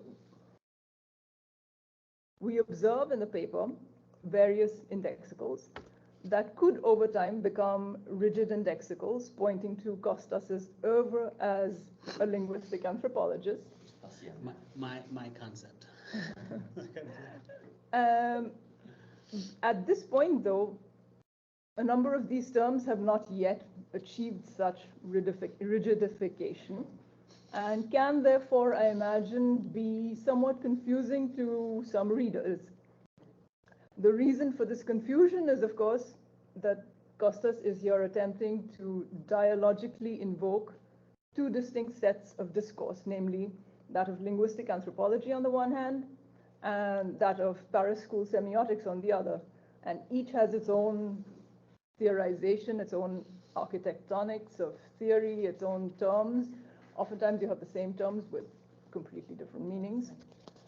So, for example, one term that jumped out at me as I was reading this, as a linguistic anthropologist, and as someone who knows very little about Paris School semiotics, was the term enunciation. So right on the first page of the paper, the word enunciation is, I think, used in two distinct senses from these two distinct discourses. The point that Costas makes in the first paragraph of the paper, which is the paper's central argument, is that deictics are overt forms that must be understood in relation to the less overt, the more implicit metapragmatic functioning, whereby individuals come to be instantiated and recognized in the course of interaction. That is a familiar sort of argument to me. It's something I can understand. And then in the second paragraph of page 1, and you mentioned this in the course of the presentation as well, Costas speaks of extending that point made in the first paragraph to enunciation. And that was very puzzling to me as a linguistic anthropological reader, because from a linguistic anthropological perspective, there is no extension involved in the metapragmatics model, the metapragmatics model. Enunciation is a pragmatic phenomenon that may only be understood via metapragmatic functioning, whether denotationally explicit or merely implicit. So yeah, the word extension was confusing, but I assume it is because, well, the extension is from one discourse to another. So maybe a footnote or a gloss might help, for readers. Another example was the use of the words intense and intensity, which again I know to be a borrowing from post-Gramscian semiotics. But from my own perspective as an anthropologist, relatively innocent of Paris school semiotics, the notion of intensity becomes confusing, especially when it is used in conjunction with indexicals. So you spoke in the presentation as well of the intensity of indexicals, I think it was.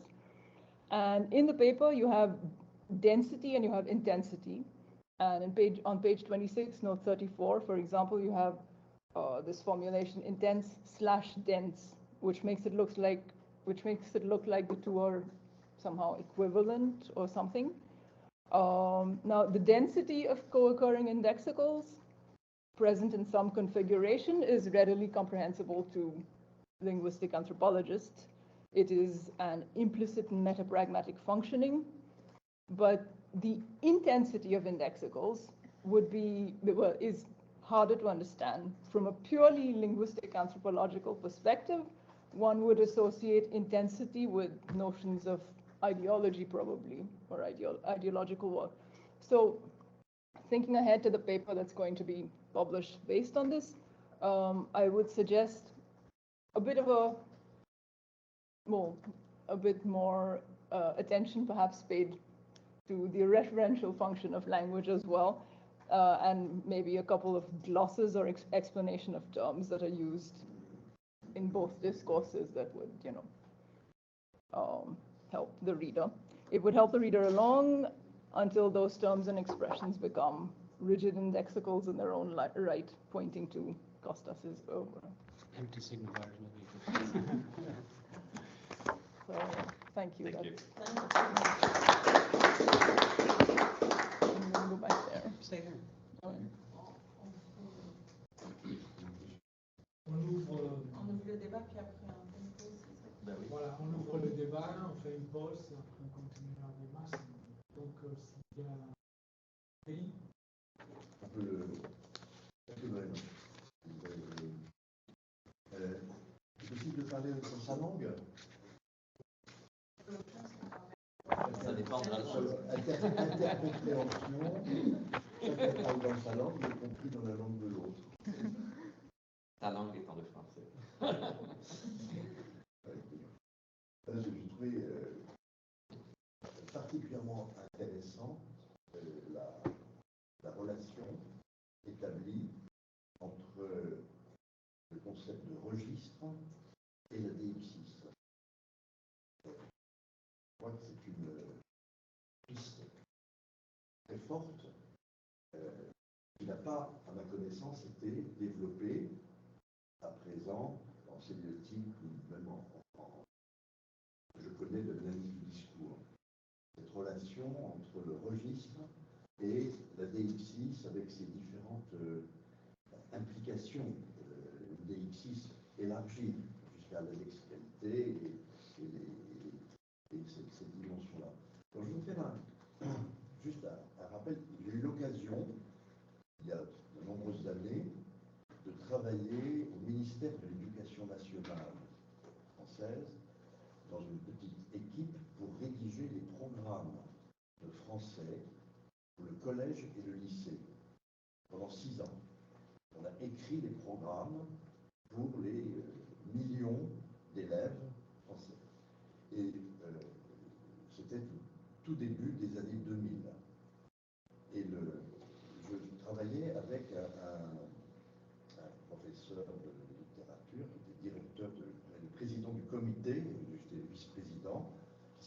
Alain Viala, peut-être que certains connaissent. Alain Viala, spécialiste du XVIIe siècle. Oui, tout à fait. Et ce que nous avions mis comme concept, je dirais, au centre du cursus de formation pédagogique au français, à l'écriture et à la littérature, la lecture, etc., c'était le concept de registre. C'était le concept de registre. Et nous avions beaucoup étudié à l'époque le problème de la définition du registre et comment faire passer le registre dans la communauté pédagogique. Et on était remonté à la poétique d'Aristote, où se trouve l'origine des genres. L'origine des genres, l'épopée, la tragédie, la comédie, l'origine des genres dans les attitudes éprouvées par les personnes et exprimées dans leur relation sensible avec le monde. La relation sensible et le registre se définit au fond comme l'inscription dans le discours de la relation sensible avec le monde. Ce qu'au fond Coquet appelle la fusis maintenant. C'est la fusis, c'est cette relation sensible avec le monde. Et on avait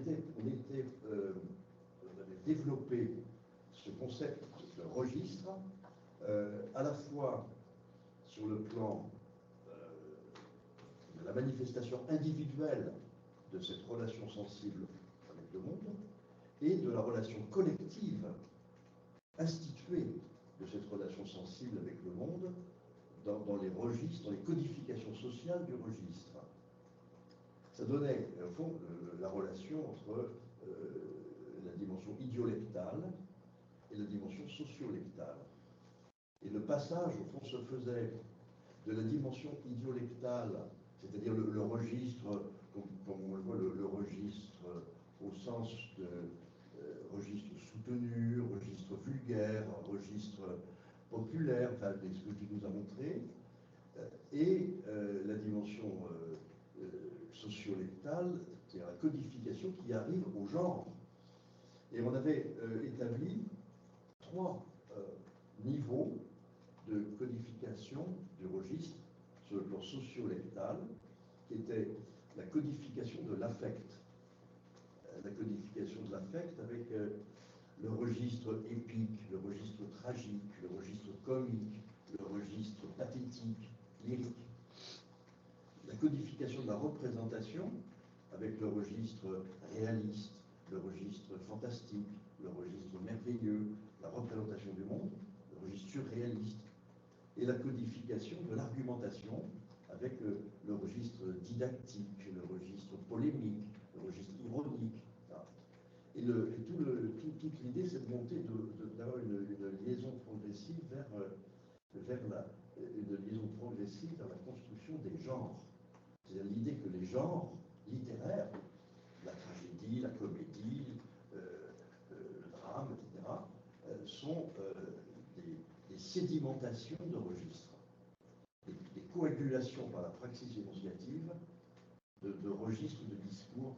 Donc on avait une sorte de continuité entre l'acception individuelle, l'indexification de la personne dont tu as parlé, et sa dimension collective, sociale, codifiée, etc. Donc c'est très, je trouve que ce que tu apportes est très très passionnant par rapport à cette conception plus littéraire du registre qui nous met dans une relation entre langue et anthropologie, et sociologie, sociosémiotique. It raises, I mean, this raises an interesting question about, well, first thing that I would say is that if I understood everything correctly, the concept of register emerges in sociolinguistics as a kind of a technical concept, and the metaphor in Halliday and Reed is the registers of an organ. So if you know how an organ is played, you have the transposition across different keyboards. So the idea is that the same set of relations that could be transposed across pitches as a metaphor to talk about the same way of speaking referentially, but somehow differently. So you could say the same thing in a kind of a vulgar speech mode. You could say it like someone who's from Marseille or from Paris, dialectically or whatever, or in terms of dialects, right?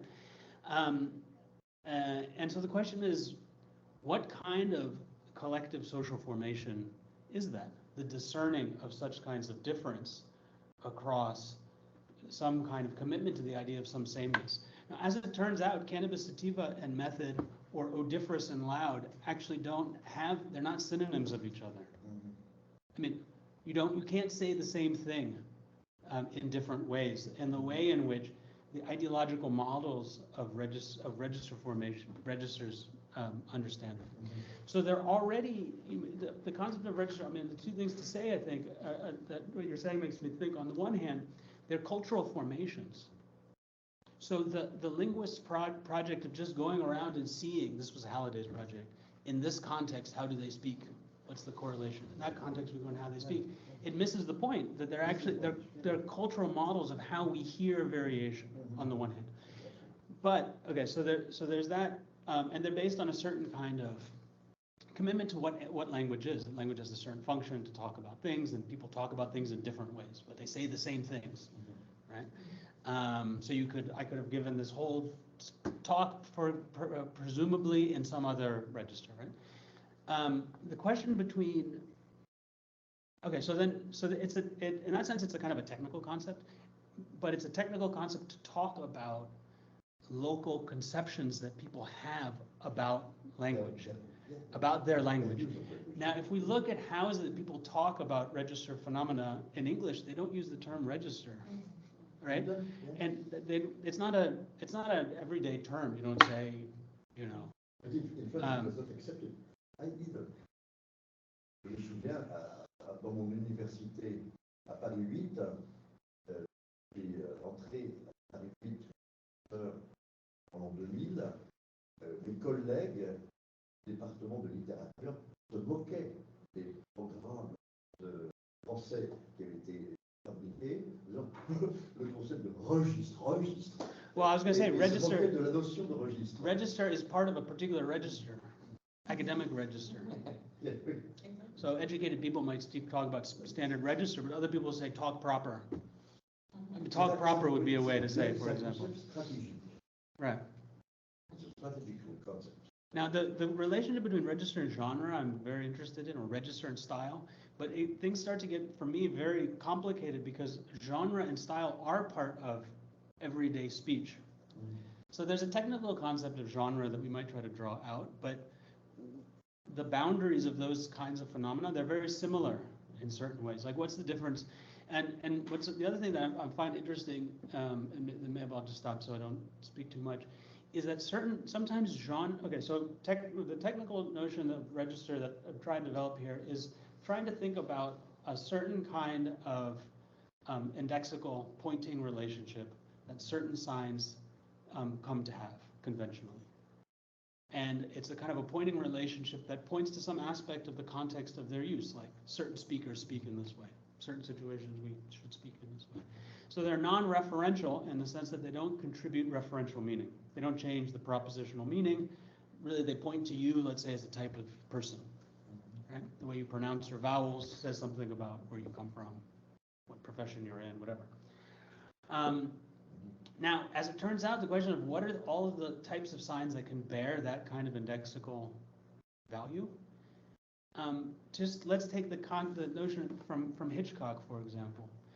The types of signs that point to Hitchcock as a type of director run the gamut from stylistic elements, his mise en scène, for example, as they say in English, another French word, but also certain genre features, like the way he organizes a plot. Similarly, the forms that have become conventionally associated with Hitchcock themselves implement genres. What we understand to be the thriller, in the United States at least, is basically a mutation on forms that Hitchcock himself innovated that have become generic. So what's interesting, I mean, as something that I'm interested to keep thinking about, are the ways in which, for example, as you point out, registered phenomena can become swept into or encompassed by genres, but also vice versa, how certain genre features can come to bear the marks of particular kinds of social meanings. And so certain genres, for example, certain genres have a race. Certainly in American cinema, certain genres are racialized in the sense of the question of who's their imagined audience.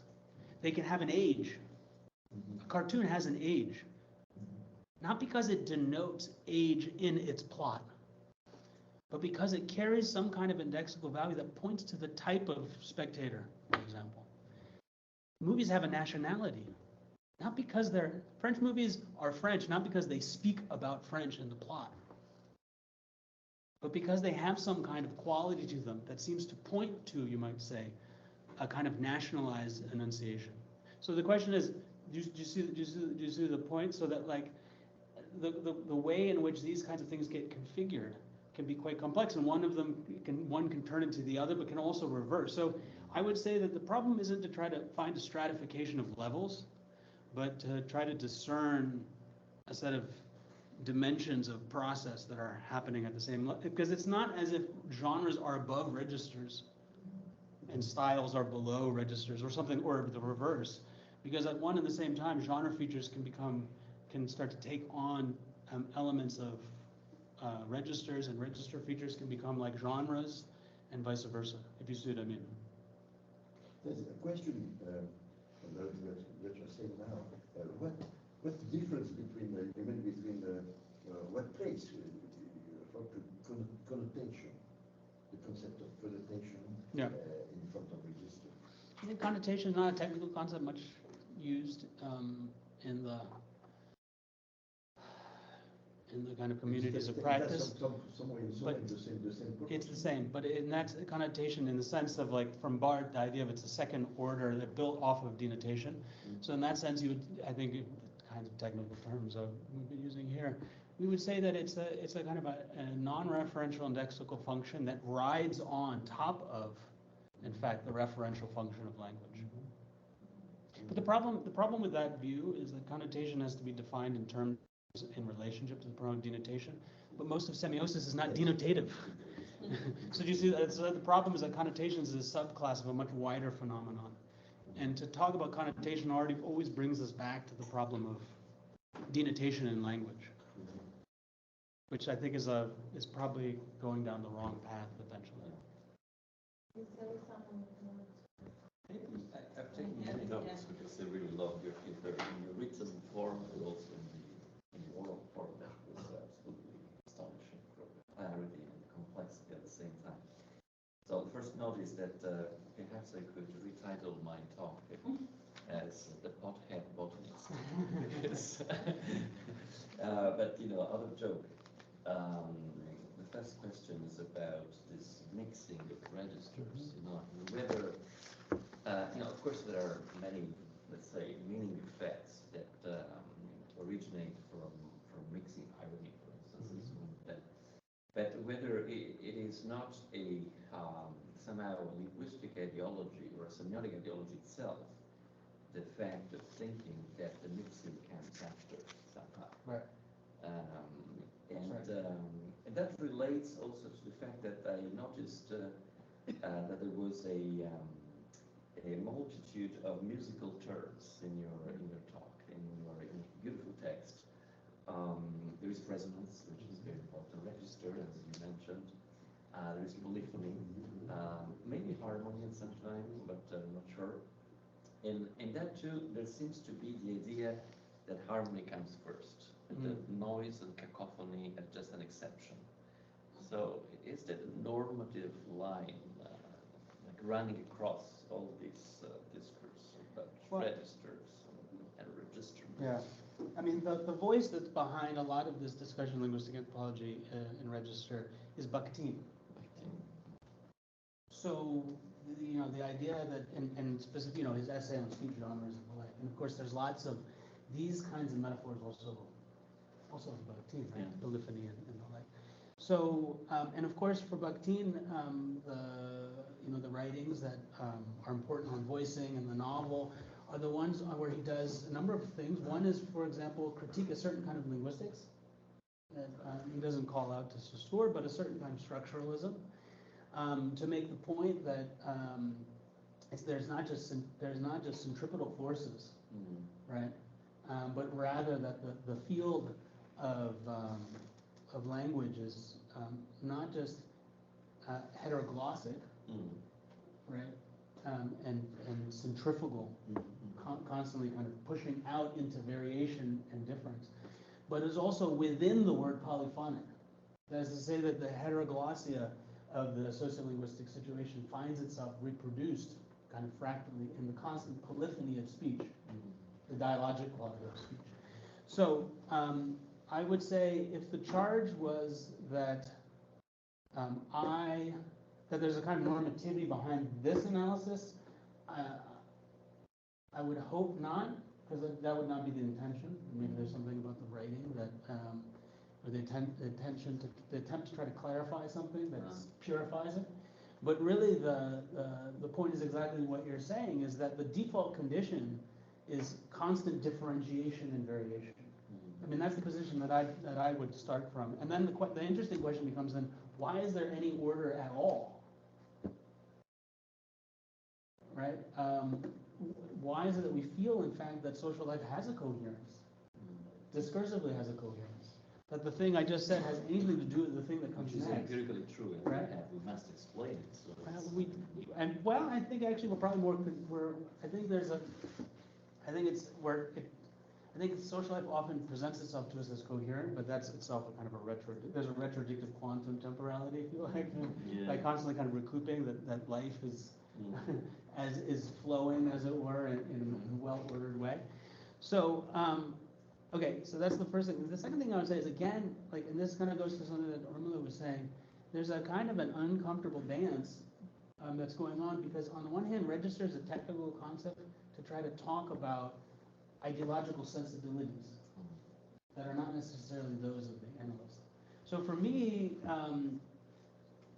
you know, as speakers, we have the sense that there's something called academic register. There's something called, you know, I don't know, Parisian French versus something else, or there's standard English, or that, you know, potheads from Staten Island who like the Wu-Tang Clan speak like this. But that itself is a stereotype. that can have a big gap actually between what we can empirically observe. And yet what we empirically observe is that those kinds of stereotypes are the things that make social life coherent. So that we exist in a very kind of uncomfortable terrain where we're trying to theorize that at one and the same time a constant process of differentiation and heterogeneity that itself is given order only because there are stipulative ideological commitments that parties to those processes have, and those have real effects. And so for me, this also comes back to something that Ormula was saying about whether this is the question is that we're moving here from language to other things. And what I find really interesting is that, and this is kind of a left, I'm going to kind of move, kind of take a tangent, is that it's not just that before Worf was Boas on secondary rationalization. But at that very same moment, it's not just Boas who's writing about these kinds of tensions. Durkheim is making the very same point in the elementary forms, that the reality of religion is based on the misrecognition that produces real effects of community that gets understood as divinity, for example. Or by Marx, who makes this very same point that capitalism works only because there's fetishization. But fetishization is not the same thing as the social relations that make exchange value possible. And yet, those social relations make no sense unless there's already a stipulative ideological commitment to the idea that value is in, exchange value is in things. And so you see the same, so there's the same kind of, I mean, there's the episteme of this kind of problem that we have, you might say, which produces it's a quantum problem of observation, is that local ideologies are the things that are structuring empirical processes which can never be totalized by the very same ideologies that make them coherent in the first place. So the question is, as the analyst, what is it that we're trying to explain? We can't just go around and do like a kind of a positivistic, we're going to measure that people from, from in this situation speak like this or whatever. At the same time, you can't just document the ideologies. You can't just say the cinephiles say this about Hitchcock and then that's the end of the day. Somehow we have to try to think about the traffic between them. And so and I think that Bakhtin put his finger very nicely on the idea that this is the traffic between centripetal forces and centrifugal forces. And that the precipitate of that is, basically communication and all of its resources. Is there time for some? I think so, yes, because we have many time for you. I would prefer to I wanted to ask a question. Maria Giulia has a question. Is my computer even working? Yes. Okay. So, Costas, I would like you to thank you so much. As usual, I think that your text and your speech are very, very strong, very technical, and at the same time figurative. So I'm always very impressed. I wanted to ask you to come back to the end of the page 4, where you spoke about the fact that registers are metapragmatic models that mediate processes of contextualization. Have you found the passage? There you continue saying, here we are concerned with the texture of semiosis, the emergent property of co-occurrence relations that produce signifying walls or text, which in their semi-symbolic or iconic indexical form figurate some content in relationship to some equally so constituted context. It was probably in your text the passage that made me anxious in the sense that I don't know if I don't understand or if I don't know, because I understand very well, and we spoke about it often. I understand very well the construction of a totality of a text from a process, but here what you detail, the semi-symbolic or iconic indexical, for me it's difficult because you know that in our tradition we always use the semi-symbolic as a relation between plan of expression and plane of content. Probably here you use this term to put into relationship content and context, or it's something else. I don't know. Yeah, so here the idea is again to point to this question of co-occurrence as itself a principle of meaningfulness of communication, right? That's the idea of texture, like the texture of a fabric, rough and smooth. Peirce has a great passage where he says, when you touch something, the percept doesn't mean anything until your fingers move across the surface of it. The instance of any kind of perception is a function of its co-occurrence with a set of other kinds of percepts happening in time. And so the question of texture here is this idea of, right, so the emergent, I think what I have here on the page, these emergent properties, meaning that they're merging in time, they're not overdetermined, of relations of co-occurrence, juxtaposition, indexical juxtaposition. And one question is, what is it that that gives rise to coherence in the first place, such that you could have, for example, texts that have bounded beginnings and ends? Yeah. And I think one of the things that that some scholars have pointed out is that, and this comes straight out of the Jacobson, that it's on the one hand the iconic relations between indexically juxtaposed signs. That's what we mean in some sense by texture. I understood that in my own readings, maybe perhaps rather facile readings, as what's at issue with the notion of semi-symbolism itself. because it's the cut between the plane of expression and the plane of content that's not predetermined by any kind of conventional, in a Peircean sense, symbolic code, but has to do with emergent juxtaposed relations where the semiotic ground is not necessarily the symbolic, though it may be mediated by genres and styles of, you know, sorts, but really has to do with these relations of indexicality and iconicity.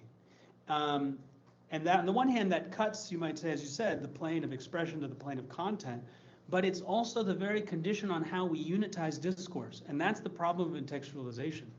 So you might say, on the one hand, there's a kind of analogic relation, as I understand it, maybe correct me if I'm wrong, between the plane of expression and the plane of content, but that itself already presupposes a coordinate process of the unitization. Now, they may not be hard boundaries, but the idea that there's a kind of a beginning and end to the sign itself. The sign form in this case as a message form is complex, right? Because we're already talking about the juxtaposition of other kinds of parts to a whole. Then it seems to me, and this is what was the kind of the bridge that I was trying to cast out, that the process of semi-symbolism also already implies the problem of contextualization. So I agree. I mean, the semi-symbolism is not the same thing as contextualization here, but that they have to be coordinate processes. It seems to me, at least. And so that's the and so that was that's what I was trying to express, albeit clunkily perhaps. But I don't. Maybe that doesn't sit well with your understanding. I mean, as I said, my readings of the kind of the Grimaldian and post-Grimaldian writers is shallow in the sense that it's recent. No, I think that the phrase were very, very, very concentrated, very dense. This is why it could ask for explanations, for further explanations. Thank you so much. Okay, so on fait une petite pause. Oui. Thank you. 10 minutes.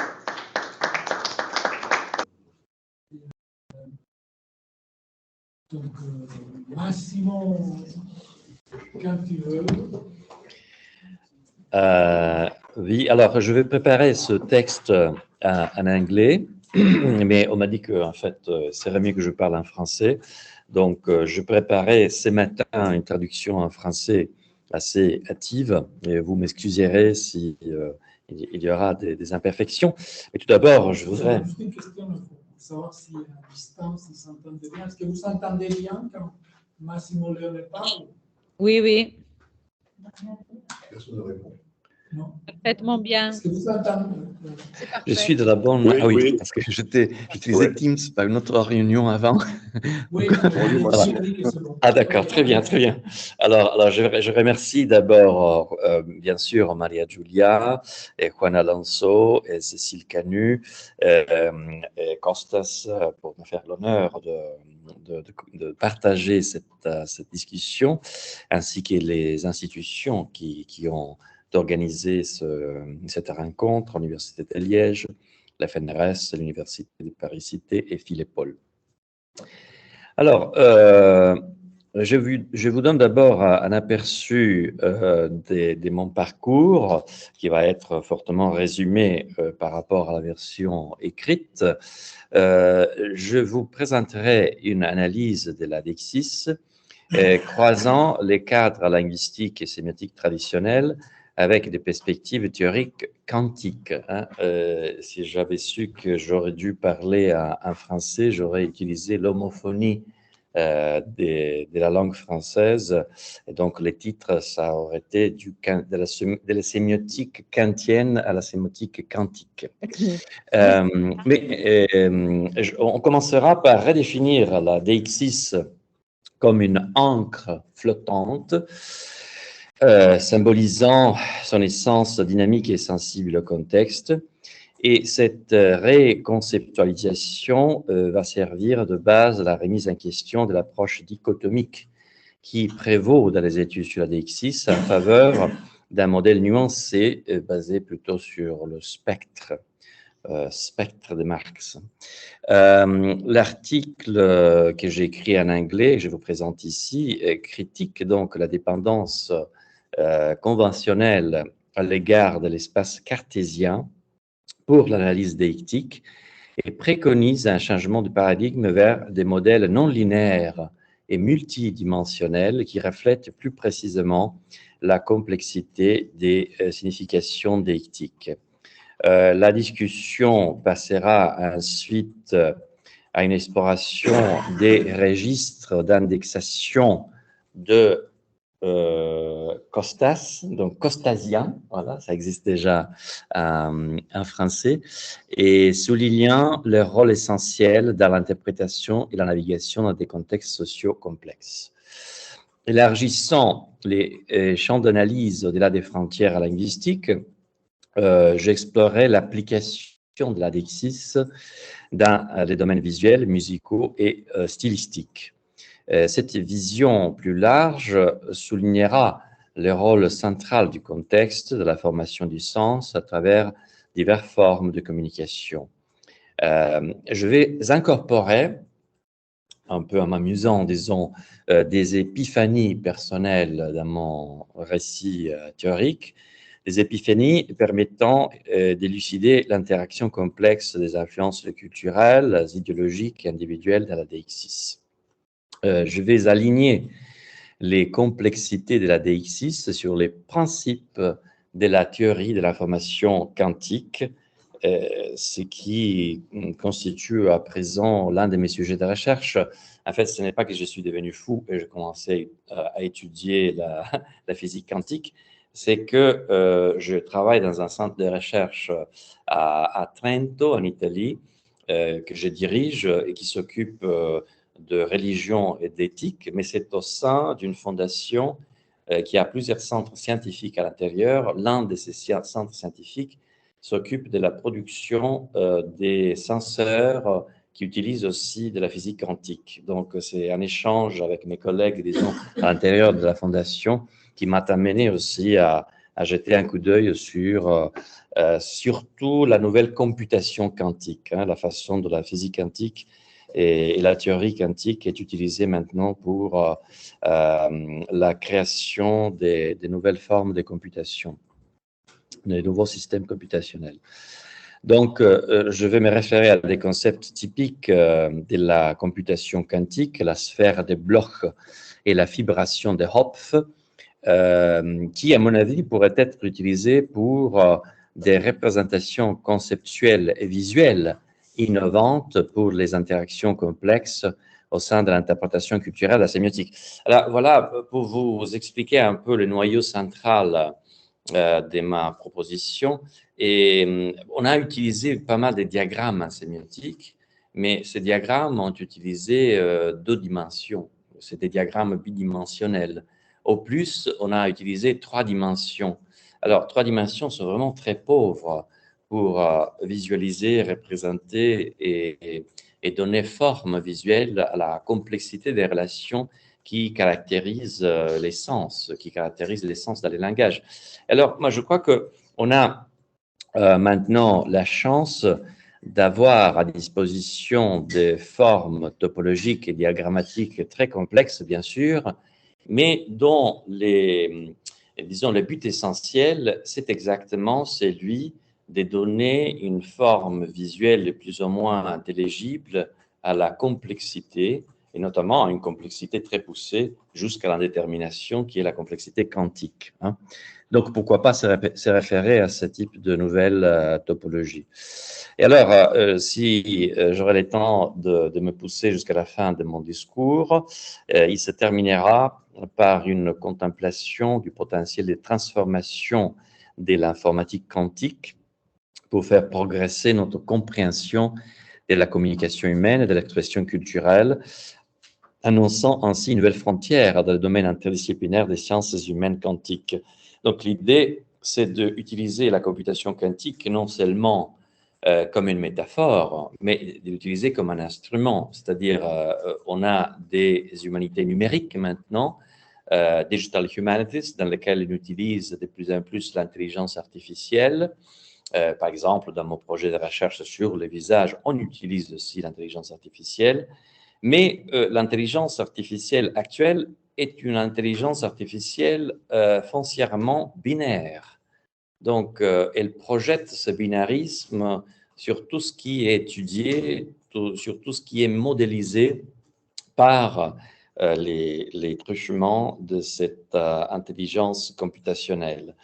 Alors, je me demande si, revenant à une forme de computation qui n'est pas binaire, c'est-à-dire la computation quantique, ne serait pas une façon de utiliser cette intelligence artificielle et cette computation pour projeter sur la réalité, notamment sur la réalité sociale, un regard computationnel, mais non binaire.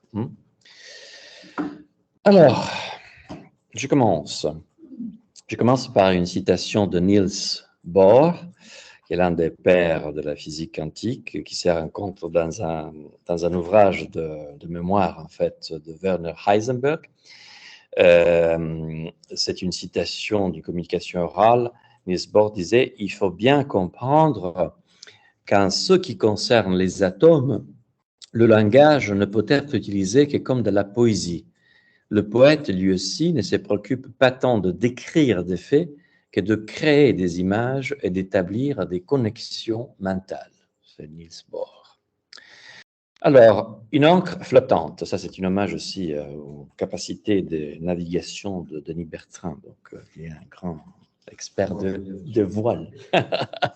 Alors, la deixis, concept fondamental de la linguistique, joue un rôle crucial dans la relation entre la langue et les contextes. Son étude permet non seulement de comprendre comment la langue fonctionne dans différents contextes, mais aussi d'illustrer l'interaction complexe entre le déterminisme et l'indétermination dans la communication linguistique. Et cette présentation vise à explorer cette interaction en remettant en question la métaphore traditionnelle de la deixis comme point d'ancrage et en proposant une conceptualisation plus dynamique. À la base, sans être déconstructionniste. À la base, la deixis fait référence à des mots et des phrases dont la signification dépend du contexte.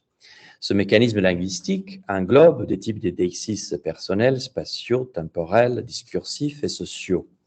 Ces variétés de deixis servent à ancrer les mots dans des contextes spécifiques, apportant clarté et spécificité là où il y aurait autrement ambiguïté. Il y aurait, par exemple, des pronoms comme il ou elle, ou des adverbes comme ici et là, acquièrent une signification concrète dans chaque contexte conversationnel ou textuel. Cette fonction de la deixis a été métaphoriquement comparée à une ancre, suggérant anchor, un ancrage solide dans le contexte. Cependant, la métaphore de l'ancre, après un examen plus approfondi, semble insuffisante pour rendre compte de la fluidité inhérente à la deixis. Une métaphore plus appropriée pourrait être celle d'une ancre flottante, qui ne se fixe pas de manière rigide au fond de la mer, mais qui reste flottante, se déplaçant au gré des courants. Il faudra voir si ça c'est un oxymoron ou ça existe. Voilà, là il y a des questions entre experts de voile. D'accord. Et il faut que ce soit quelque chose qui bouge un peu moins quand même, d'accord. Et cette perspective souligne la nature dynamique de la deixis, où les significations ne sont pas fixées de manière permanente, mais évoluent en fonction des contextes changeants. La relation entre la détermination et l'indétermination de la deixis est complexe. D'une part, la deixis apporte de la détermination au langage en liant les mots à des contextes spécifiques et réduisant ainsi l'ambiguïté. D'autre part, la nature même de ces contextes, fluides, variables et souvent subjectifs, introduit un degré d'indétermination. Cette dualité reflète la réalité de la communication humaine, alors que nous recherchons la clarté et la précision, pas tout le temps. Nos conversations et nos textes sont imprégnés des nuances et des changements des sens. Voilà, les binarismes de l'ancrage. Le concept de position binaire, aspect fondamental de la théorie structuraliste, a considérablement influencé diverses études linguistiques, y compris l'analyse de la deixis à énonciation. L'opposition binaire, telle qu'est définie par Ferdinand de Saussure, est un système de langage des pensées dans lesquelles des oppositions théoriques sont strictement définies et opposées l'une à l'autre. Il constitue la base de la manière dont les unités du langage acquièrent une valeur ou un sens. Ce principe des opposés, qui se manifeste par des paires telles que on-off, en anglais au bas, ici, là, est la clé du structuralisme et est considéré comme un organisateur fondamental de la philosophie, de la culture et du langage humain. Dans le contexte de la deixis, l'opposition binaire joue un rôle essentiel. La deixis fait référence à l'utilisation d'expressions dont l'essence dépend du contexte et peut changer en fonction du locuteur, de l'auditeur, du moment ou du lieu. Cependant, les recours à l'opposition binaire dans l'étude de la deixis se limitent. Il tend à simplifier à l'excès la nature complexe et dynamique de la langue et du contexte. Les expressions déitiques fonctionnent souvent dans un continuum plutôt qu'un terme strictement binaire. Par exemple, le concept d'ici et d'ailleurs peut impliquer des gradations basées sur la distance spatiale et temporelle qu'une opposition binaire pourrait ne pas saisir de manière adéquate. L'étude de la deixis linguistique, traditionnellement influencée par les cadres de l'opposition binaire, se heurte à ses limites conceptuelles lorsqu'il tente d'englober les aspects fluides et dynamiques du langage. En revanche, le modèle tensif issu de la sémiotique, alors je propose ici de ne la plus appeler post-grémacienne, mais bertrandienne et fontanillienne, pourquoi pas, offre une approche novatrice qui transcende la rigidité de la pensée binaire. L'opposition binaire, un concept profondément enraciné de la pensée structuraliste, présente les éléments linguistiques sous forme de dichotomies telles que, comme je disais avant, ici, ailleurs, ou maintenant, alors. Si cette approche fournit des catégories analytiques bien définies, elle ne parvient souvent pas à saisir les gradations et les subtilités inhérentes à des phénomènes linguistiques tels que la deixis, justement. Les modèles tensifs développés par Jacques Fontanille et Claude Zibelberg offrent une solution à cette contrainte. Ils conceptualisent toute valeur linguistique donnée en combinant deux valences, l'intensité dont on parlait avant, intensity, qui a une signification précise dans les concepts, dans les cadres de la sémiotique tensive, qui varient toutes deux sur une échelle continue. Ce modèle permet une représentation plus fluide des phénomènes linguistiques en tenant compte de la variabilité et de la dépendance du contexte qui caractérise la deixis. Si le modèle tensif introduit en effet une approche plus nuancée de la deixis en utilisant des échelles continues d'intensité et d'étendue, son recours au cadre conceptuel de l'espace cartésien, alors là, c'est aussi ma lecture, c'est-à-dire la sémiotique tensive n'échappe pas de cette visualisation, de cette topologie, même de cette conceptualisation binaire. Elle a toujours besoin d'une origo, dont on parlait avant. Alors, ce que je veux mettre en cause aussi, c'est la question de origo, qui est très important. Vous devez avoir une origine des axes cartésiens. Moi, je n'aime pas les origines. Alors, les cadres de l'espace cartésien, au cœur du modèle tensif, fonctionnent selon les principes de la géométrie des coordonnées, où tout point ou valeur est défini par ses coordonnées dans un système. Cette approche, qui offre plus de souplesse que les oppositions binaires, impose néanmoins une forme de structuration qui pourrait être considérée comme une extension sophistiquée de la pensée binaire. Dans l'espace cartésien, les axes eux-mêmes peuvent être interprétés comme des oppositions binaires à un niveau fondamental, par exemple l'axe des X par rapport à l'axe des Y, et les valeurs sont positionnées par rapport à ces axes. Cette configuration spatiale, même lorsqu'il s'agit des continuums, conserve un élément de rigidité dans la manière dont la deixis est conceptualisée. L'approche de la deixis par Michael Silverstein, il disait Silverstein, je crois, telle qu'elle est explorée dans Person Indexing Registers de Costas, Nakassis, que nous avons tous lu, et on en a eu aussi une présentation orale. Donc, c'est bien sûr une exposition qui est fondée sur une approche au langage, au sens, et notamment à la linguistique et à l'anthropologie et la sémiotique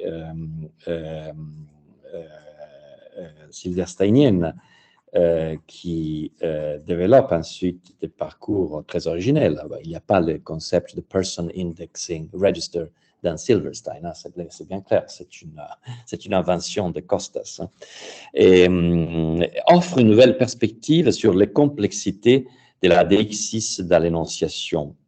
Alors, ça, on le trouve déjà de quelque sorte dans les travaux pionniers de Michael Silverstein, où l'on peut lire, à mon avis, une volonté de transcender les oppositions binaires traditionnelles, plus rigides, souvent utilisées dans les études linguistiques, offrant une compréhension nuancée de la façon dont la deixis fonctionne dans les interactions linguistiques et sociales. Et par exemple, lorsque Silverstein examine les concepts d'indexicalité conventionnelle en sémiotique, en soulignant son efficacité lorsqu'elle est guidée par interprétant méta-indexical ou méta-pragmatique. Cet interprétant est un cadre conceptuel utilisé par les communicateurs pour définir les possibilités d'indiquer la coprésence dans un contexte spécifique. Et inversement, chez Silverstein, l'interprétant lui-même émerge de l'acte du signe qui pointe vers son objet. Donc, chez cette interprétation de l'indexicalité, ce qui est une nouveauté par rapport au binarisme du structuralisme, c'est l'émergence d'une indexicalité non dénotationnelle qui couvre une gamme d'indicateurs ayant des caractéristiques démographiques durables aux attitudes et positions momentanées dans la communication. Et c'est cela qui permet aussi à Costas d'élargir ce discours vers, disons, la potentialité indexicale des registres. Hein. C'est un chemin qui, en quelque sorte, a été ouvert par Silverstein, qui a, en quelques mots, déverrouillé un peu les sens de l'indexicalité. Hein. Alors, l'un des aspects clés de l'approche de Silverstein est l'accent sur cette indexicalité déverrouillée qui apporte une vision plus profonde et multiforme, notamment en ce qui concerne ces aspects sociaux et indexicaux. Et toutefois, à mon avis, même le travail de Silverstein et sa méthodologie restent profondément ancrés dans une perception diagrammatique du langage. Et si je peux me permettre, moi j'ai vu cette conception même dans la présentation de Costas. Par exemple, j'étais très frappé par la définition de l'individu comme social token. Hein, social token, ça me frappe beaucoup. Qui est, à mon avis, encore proche de la pensée spatiale cartésienne. Et dans les modèles de Silverstein, il y a des couches complexes qui l'ajoutent à la compréhension de la deixis en les intégrant dans une structure où les relations, bien que plus nombreuses, sont tout de même envisagées comme existant entre des points spécifiques et définis dans une matrice linguistique et sociale. Donc, le cœur de cette critique est que l'exploration avancée des aspects relationnels de la deixis par Silverstein se conforme toujours à un schéma conceptuel alignant ces dynamiques sur une sorte de système de coordonnées linguistiques. Hein. Il y a toujours une arrière-pensée cartographique où il y a un certain type de spatialité et de topologie qui émergent. Et c'est une topologie qui, inévitablement, a tendance à matérialiser les points. Voilà, vous êtes un point dans la map, vous êtes un point dans la cartographie, hein, vous n'êtes pas une fluctuation. Voilà. Ça, c'est ce qu'on verra aussi comme la différence fondamentale entre une physique des particules et une physique des vagues de fluctuation. Alors, j'ai intitulé un paragraphe de ce texte en anglais « La déixis dans le mer non verbal ».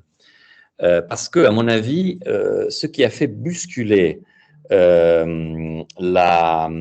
l'étude de la deixis dans l'énonciation dans la tradition sémiotique, disons structurale, générative, grimacienne et ensuite post-grimacienne, c'est l'élargissement du champ d'étude de l'énonciation du verbal au non-verbal.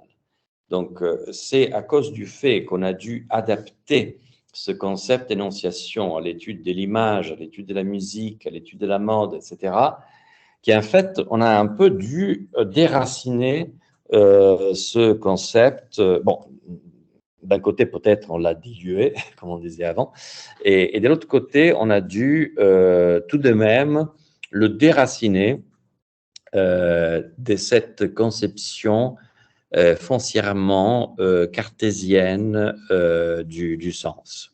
Alors, ça, maintenant, je vais introduire la première de mes épiphanies. Ben, je crois que ça va rester la dernière parce qu'on n'a pas trop de temps. Alors, en septembre 2023, donc c'est une épiphanie assez récente, lors d'un congrès à Cordoue, en Espagne, et ma femme et moi, nous avons entrepris une visite à pied de la ville. Nous nous sommes arrêtés sur une place à l'honneur de Maïmonide, célèbre polymathe juif, figure centrale de l'histoire de la ville. Notre guide a souligné que Maïmonide, on dit Maïmonide, n'est-ce pas en français? Oui, ou Maïmonides, Maïmonide, était la guide des perplexes, hein, vous vous souvenez de ce texte magnifique, était l'un des plus grands intellectuels d'Europe, que Cordoue était fier de son héritage. Cependant, alors que on absorbait le récit du guide, et je me suis rendu compte qu'en fait, le guide parlait de Maïmonide en pointant la statue de Maïmonide qui était au centre de cette place de Cordoue. Et donc, je me suis mis à réfléchir à la manière dont Maïmonide même aurait pu percevoir cet hommage. Il est intriguant de constater que l'acte de la ville de Cordoue d'ériger une statue en son honneur va paradoxalement à l'encontre des propres principes religieux de Maïmonide. Maïmonide, érudit juif de la Torah, aurait probablement désapprouvé la représentation corporelle personnelle qui est généralement découragée, voire condamnée dans l'idéologie sémiotique juive. Alors, cette incongruité m'a semblé analogue à celle qui serait, par exemple, la célébration d'une militante écologiste végétalienne comme Greta Thunberg par la création d'une nouvelle gamme de boulettes de viande suédoise. Voilà, c'est un peu le même principe. Un hommage bien intentionné, mais fondamentalement en désaccord avec les croyances et les pratiques fondamentales de la personne. Et ça, c'est vraiment, notre collègue parlait d'éléments cryptiques dans l'idéologie sémiotique. Lorsqu'on parcourt un Européen, nos villes européennes où des statues représentant des personnages connus du passé sont présents un peu partout, on n'est pas conscient du fait que ça, c'est un choix d'une idéologie sémiotique précise. Donc, c'est un caractère crypto tout à fait, disons, intériorisé et non problématisé de l'idéologie sémiotique de l'hommage, disons, de la célébration. Alors, ce type de changement d'énonciation, que l'étude linguistique de la deixis a souvent négligé, sont liés en effet souvent, je crois, au contexte matériel de l'énonciation. C'est pour ça que dans mon texte, je fais un peu un hommage, non pas seulement parce que c'est une amie, mais aussi parce que je crois qu'il représente un peu un point de changement dans l'étude sur l'énonciation de cet ouvrage important de Maria Giulia Dondero, qui est, en anglais, The Language of the Images, The Forms and the Forces, qui a été publié en 2020, qui offre une perspective novatrice sur la deixis de l'énonciation visuelle, et faisant progresser de manière significative notre compréhension de l'indétermination de l'analyse sémiotique. Son approche s'écarte en quelque façon des cadres linguistiques traditionnels plus rigides, notamment se fonder sur l'opposition binaire, sur la topologie cartésienne, justement parce que Dondero, en explorant l'énonciation dans la sémiotique visuelle, doit souligner, ou choisit de souligner, l'importance de la matérialité des images, des processus de leur production. Voilà, alors une deuxième, avant de conclure sur la physique quantique, une deuxième épiphanie, aussi pour rendre un peu cet exposé un peu plus léger. Alors, un membre de ma famille, je crois que c'était mon grand-père, chantait souvent une chanson dont la mélodie et les refrains sont particulièrement inoubliables. Enfin, ça colle à la mémoire.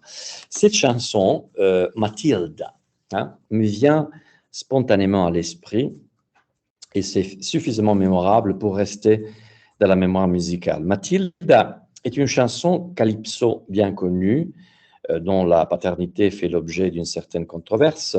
Il y a ceux qui attribuent la paternité de cette chanson à Harry Thomas, qui est un pseudonyme supposé de Harry Belafonte et de son guitariste Miller Thomas. D'autres l'attribuent à Norman Spam. Mais l'histoire de la chanson est simple, est celle d'une femme nommée Mathilda qui s'empare de l'argent d'un homme et s'enfuit au Venezuela. Mathilda, Mathilda, Mathilda, she take my money and run Venezuela. Peut-être que vous vous souvenez de cette chanson. Un grand succès. Il y a des reprises, des citations différentes de cette chanson.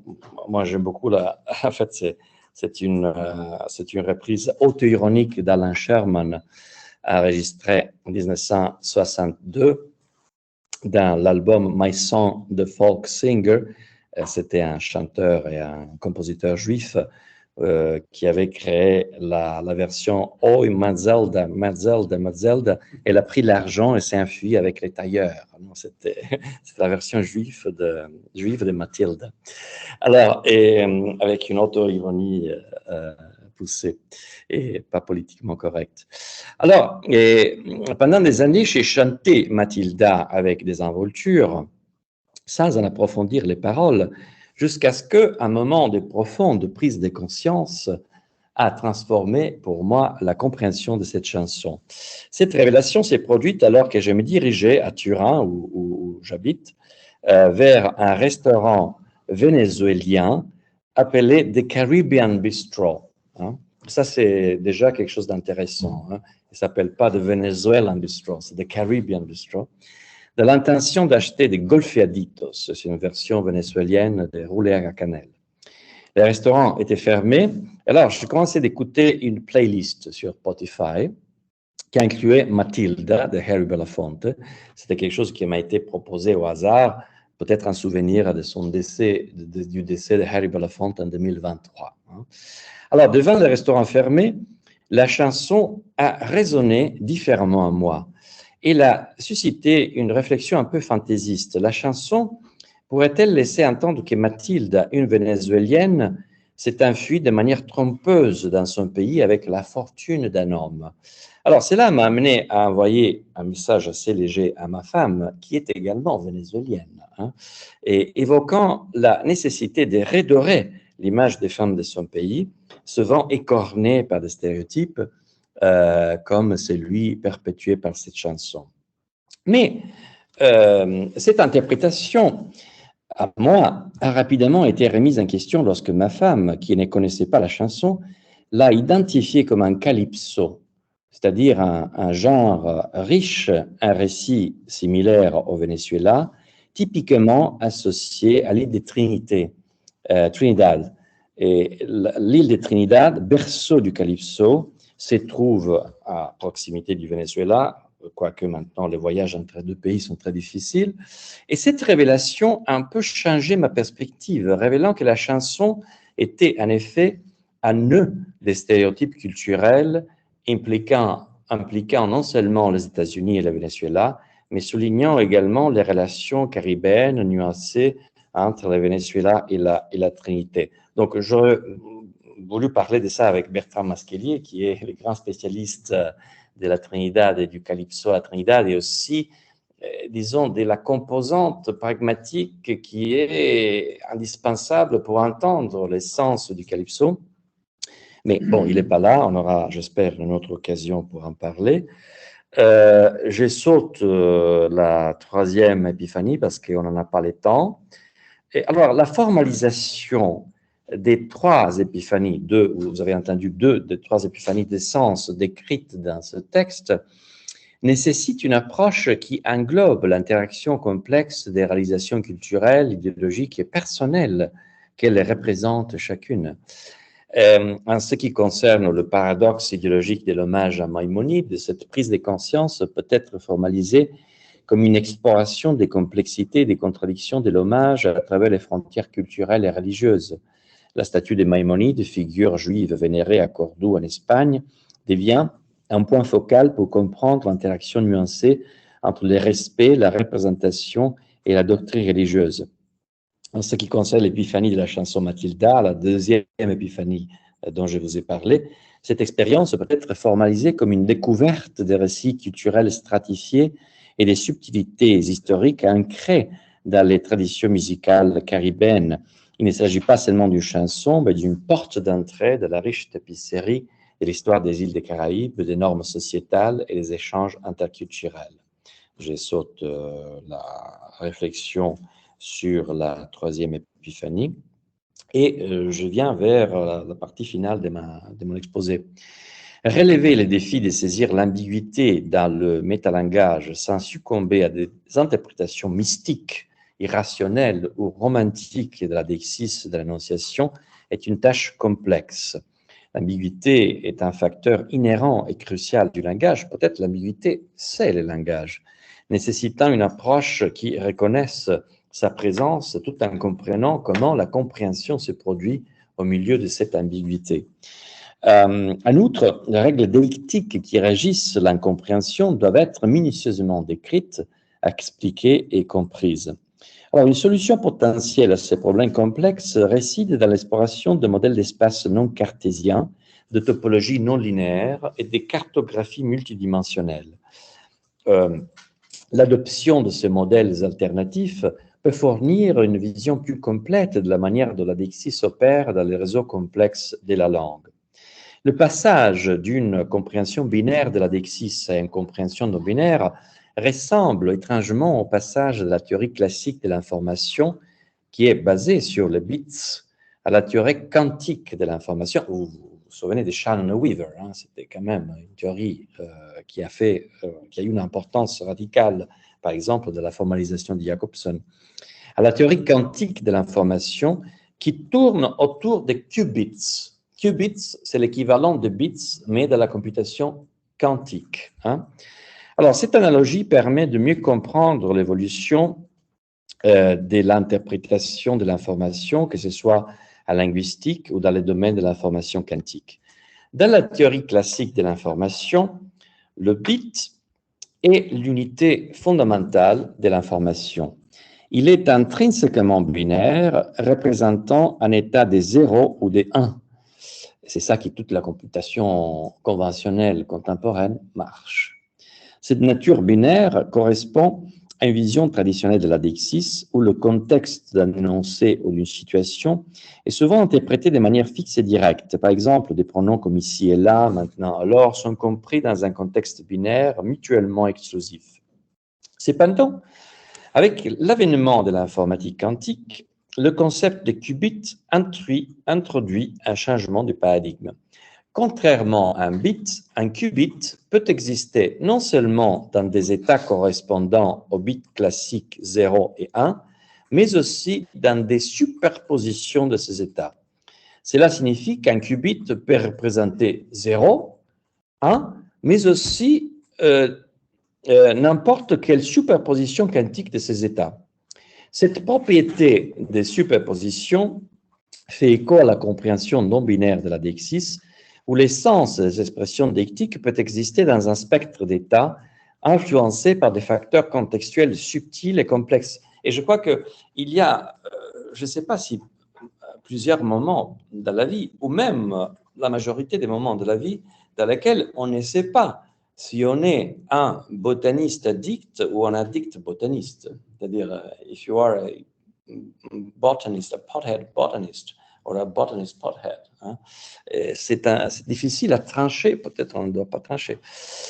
Et en outre, le concept qui me semble très utile par rapport à cette nécessité, peut-être même éthique, de ne pas trancher, c'est le concept qui est très important dans la computation quantique contemporaine de entanglement, hein, enchevêtrement, ça serait peut-être en français.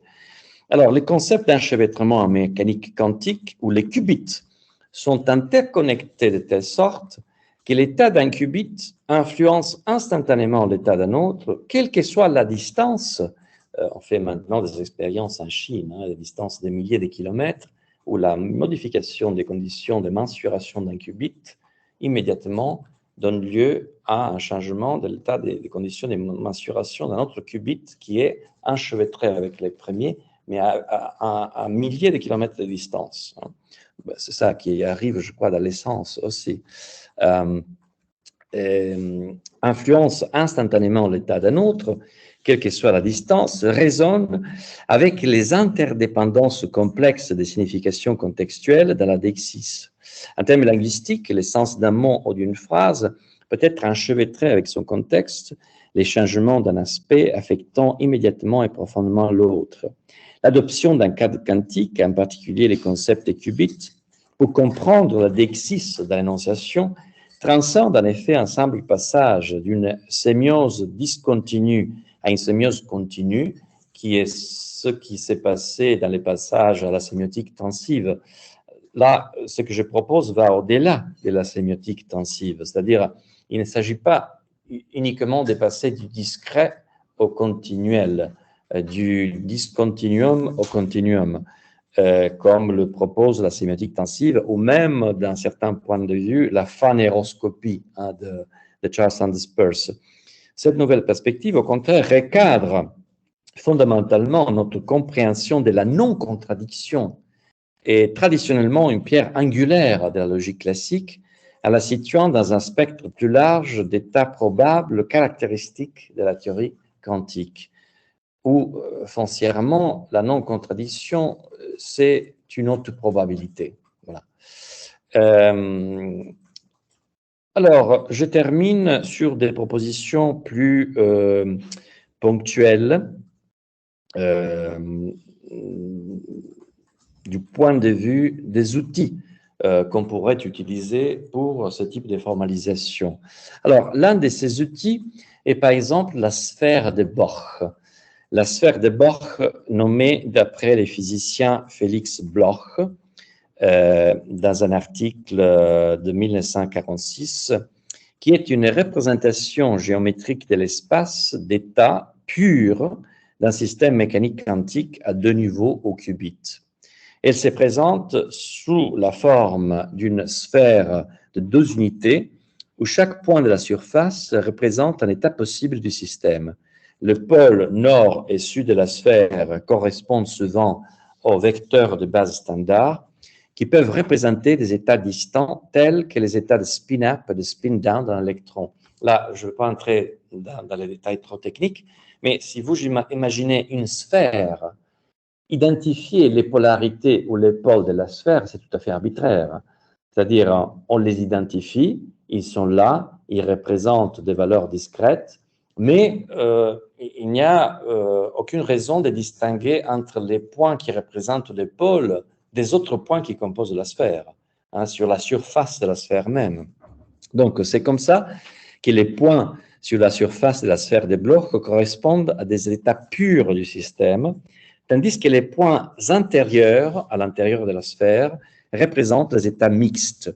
Alors déjà, vous voyez, l'on passe d'une diagrammatique bidimensionnelle qui est celle qui typiquement a été utilisée pour la représentation visuelle et conceptuelle d'une compréhension elle aussi binaire et structuraliste du sens, un modèle qui est déjà tridimensionnel, un modèle sphérique dans lequel il n'y a pas vraiment un point d'origine, hein, mais bon, on verra que les choses sont plus compliquées parce que ce qui est intéressant, mais je ne peux pas vraiment m'attarder sur cette comparaison, c'est de comparer les modèles topologiques de la sphère de Bloch qui est utilisé pour représenter les conditions d'un état quantique avec un modèle typique de la sémiotique contemporaine qui est celui de la sémiosphère, la sémiosphère de Lottmann. La sémiosphère, un concept de la théorie sémiotique et surtout biosémiotique, présente le monde phénoménal comme une structure créative et logique des processus sémiotiques où les signes interagissent pour produire du sens et de l'expérience. C'est un concept et une topologie créée par Lottmann à partir du concept de biosphère de Vernadsky.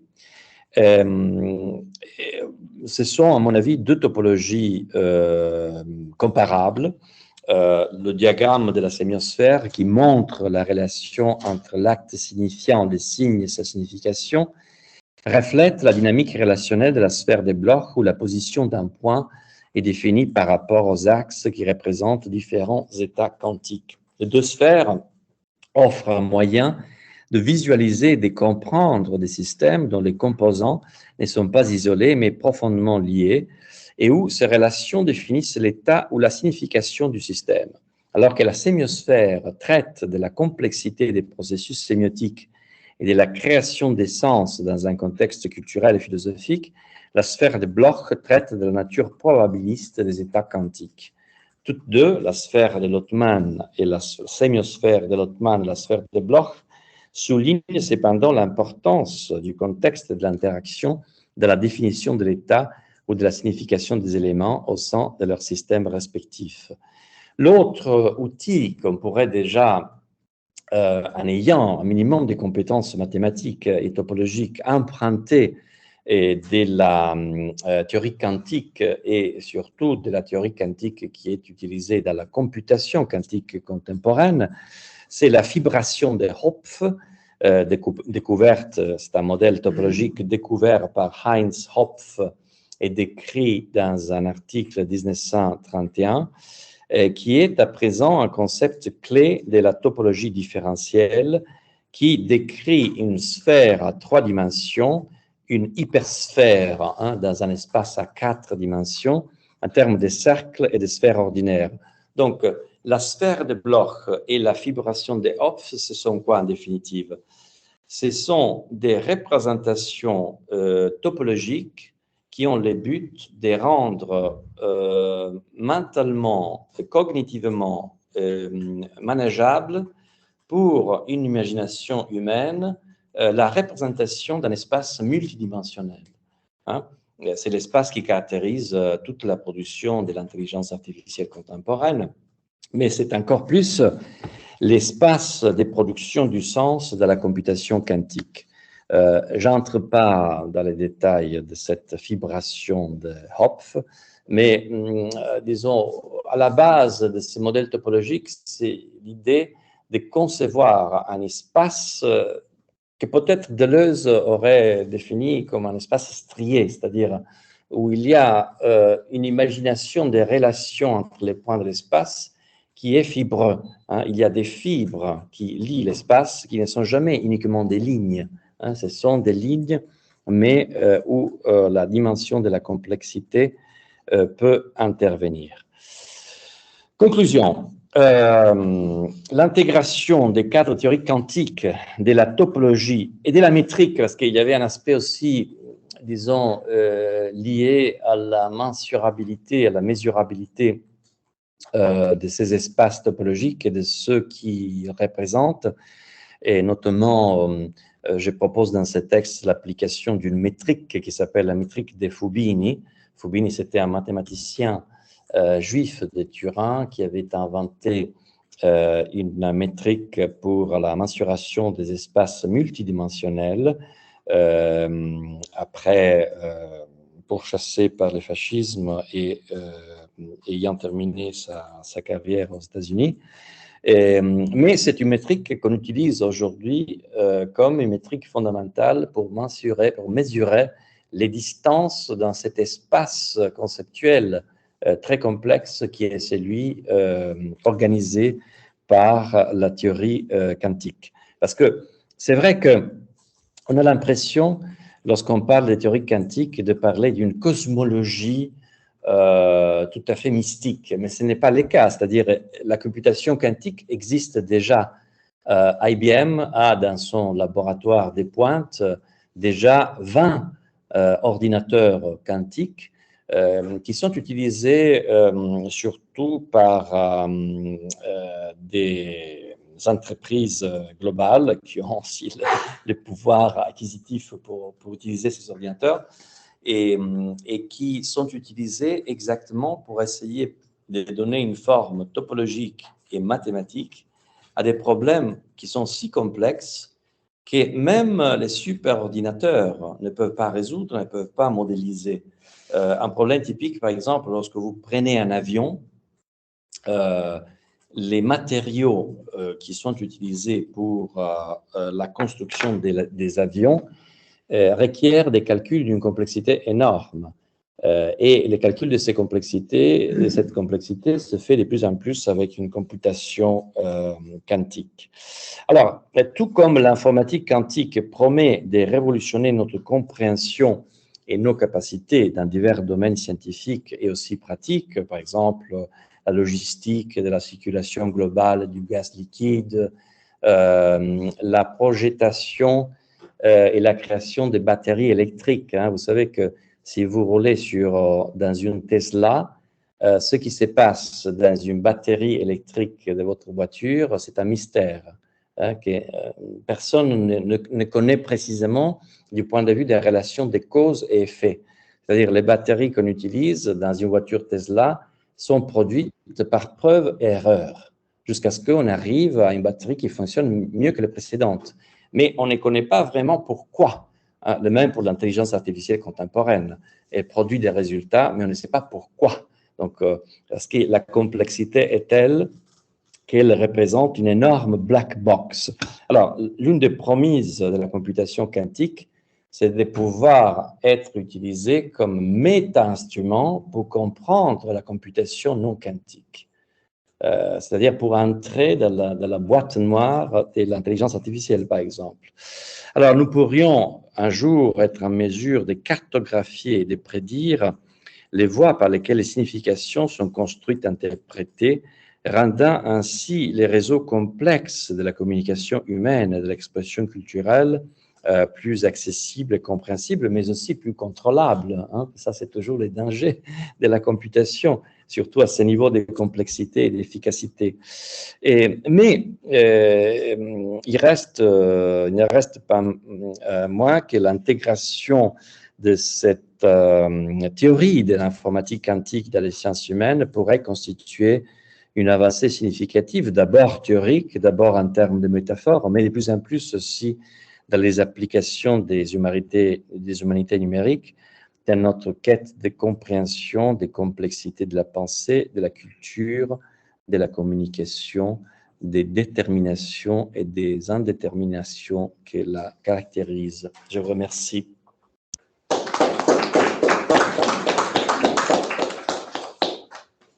Merci Massimo. Maria Giulia, pas la parole, même si tu dis qu'il y a des problèmes de micro. Et des problèmes de santé aussi. Vous m'entendez? Non, on ne t'entend pas une seconde. Merci. Maintenant? Maintenant, si. Je vais essayer. Est-ce que vous m'entendez? Je n'entends plus rien. Ici, c'est très bien, Maria Giulia. Oui, on t'entend. Oh, magnifique. Bon, alors j'y vais. Mille merci Massimo. Tu sais que je vais parler anglais parce que j'avais déjà préparé mon intervention en anglais en lisant ton texte. As I take the floor, I would like to say that I highly regard Massimo's prose for his capacity to link personal epiphanies with his exceptional erudition and for his ability to capture details in everyday life that are in resonance with different scientific cultures and with different cultures in general.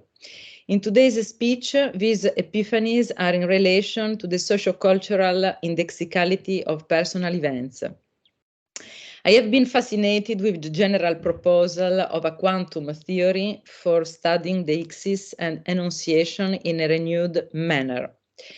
It is, in my view, a very important proposal that approaches the crucial problem of the continuous and discontinuous, beyond it, in linguistics and in semiotic studies.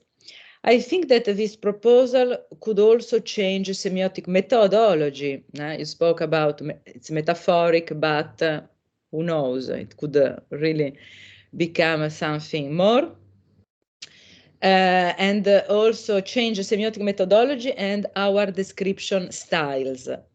My first question is, will it be useful to formalize the quantum deixis differently from the Fubini study metric for social events? Have we to modify, in a certain sense, this schematization? Do we absolutely need this specific formalization to eventually teach quantum deixis theory to young scholars and to build a methodology leading us to describe social events? Because obviously every schematization has the goal to teach, I have several points on which to focus, and I'd like to begin with Massimo's critiques of tensive semiotics as belonging to the Cartesian conception. No doubt will I seem like a conservative semiotician to you, I'm sure of it. So let's begin. The manner in which to integrate intensity and extension in deixis is not only a spatial and temporal problem, in my opinion, as Massimo suggests when you say the here and there can involve gradations.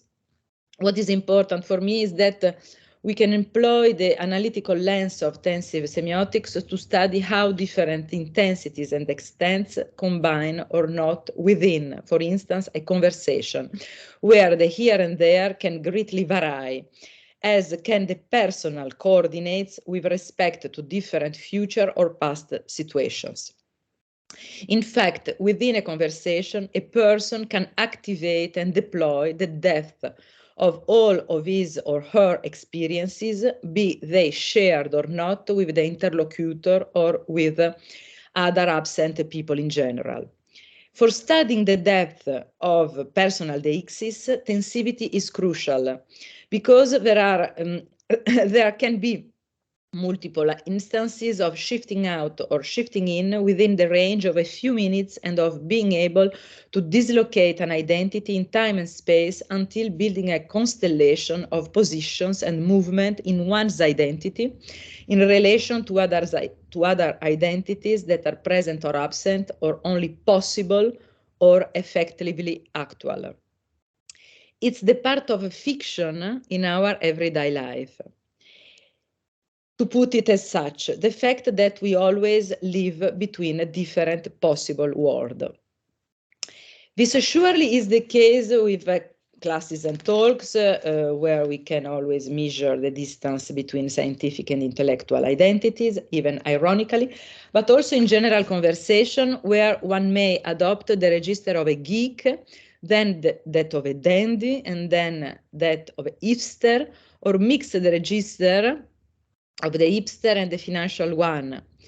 I mean to superpose, like in the qubit, to superpose different registers that are not mutually exclusive, especially if we frame it within the perspective of a Fontanillian enunciative praxis, which enables us to study the superposition and modulation between different intensities of various enunciative voices.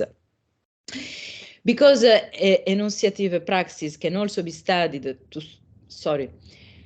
because enunciative praxis can also be used to study a situation synchronically and not only diachronically, I think it's usual nowadays in conversations to cover different linguistic registers of different cultural groups, especially and consciously when you are almost 50 and you have a large panorama of what you have been before and you use irony in your conversations. I think that beyond the formalization offered by Fontani and Zilberberg in their schemas of categorical tension, we can find in the tensive model a non-Cartesian way of thinking because, philosophically speaking, tensivity allows one to reflect on indeterminacy and the randomness of identitarian references and registers and measure the intensity and extent of every register that can also be represented in a conversation as a gestural register that can work as a qubit through superpositions. It's something on which we need to reflect. Regarding the deixis in non-verbal contexts, I perfectly agree with you, and I quote, in non-verbal context, the deixis is often more fluid, less bound by the rigid syntax and semantics of language, and more deeply intertwined with the physical and social environment. The study of non-verbal deixis has highlighted the limitation of a Cartesian approach. My experience with images made me conscious that even in the simplest example of composition, such as that of portrait, where the figure and background form the simple binary structure of the representation, we can always find an écart, a deviation, a gap in the light, in the position of a face in relation to the void of the background, or with respect to another kind of saturation of the colors that positions the observer according to various moods. Massimo, you talk about the way in which, I quote, these elements interact with the observer's perception and the physical or digital context of the image. We don't have to forget the book Sémiotique du Visible by Jacques Fontani on this question, in which he distinguishes between éclat et éclairage, that is the difference between a burst of light and homogeneous lightning. A very precious distinction to set the deixis of every act of painting and of observing. The burst of light having to do with the moving position of the spectator. Massimo, you approach the semiotic analysis of the process of production as an image, notably painting, as a process of production that is precisely a process of dissemination of the deixis in the rhythm of the painter's touch. We can describe it through the movements of protension and of retention in tracing long or short marks on the canvas, through the different pressures of the paint brushes, or more difficult to analyze, through the photographic process of the stabilization of forms made of light on the substrate. In photography, the modulations of intensities of light and extensions of objects and the indexicalities between the environment and the declination of the photographic device may represent a sort of signature of an eye, of a specific relation to the world. I worked, as you know, a long time ago in my book Sémiotique de la photographie, co-authored with Pierluigi Basso, on enunciation and style in photography, which is a challenging problem because the environment changes, but the eye of the photographer remains always recognizable if the photographer is an artist, because his or her eye remains the same face to each landscape he or she encounters. It's a sort of deixis between the photographer and the environment, the deixis of the changing and moving relationship between the environment, its focal points, its saliences, to speak like René Thom, and the pregnancies of the photographer's perception.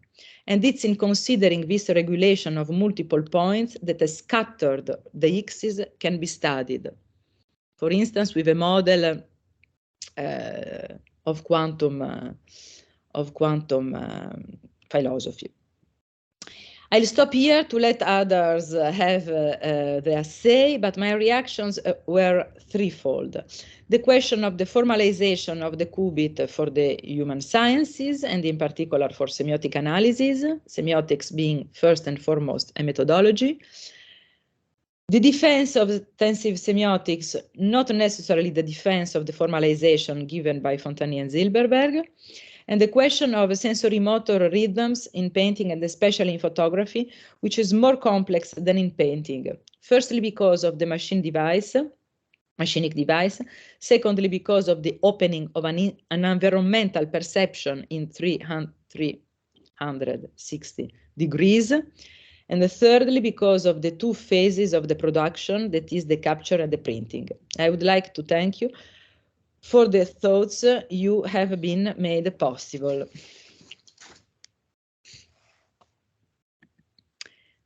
Je ne vous entends pas, hein?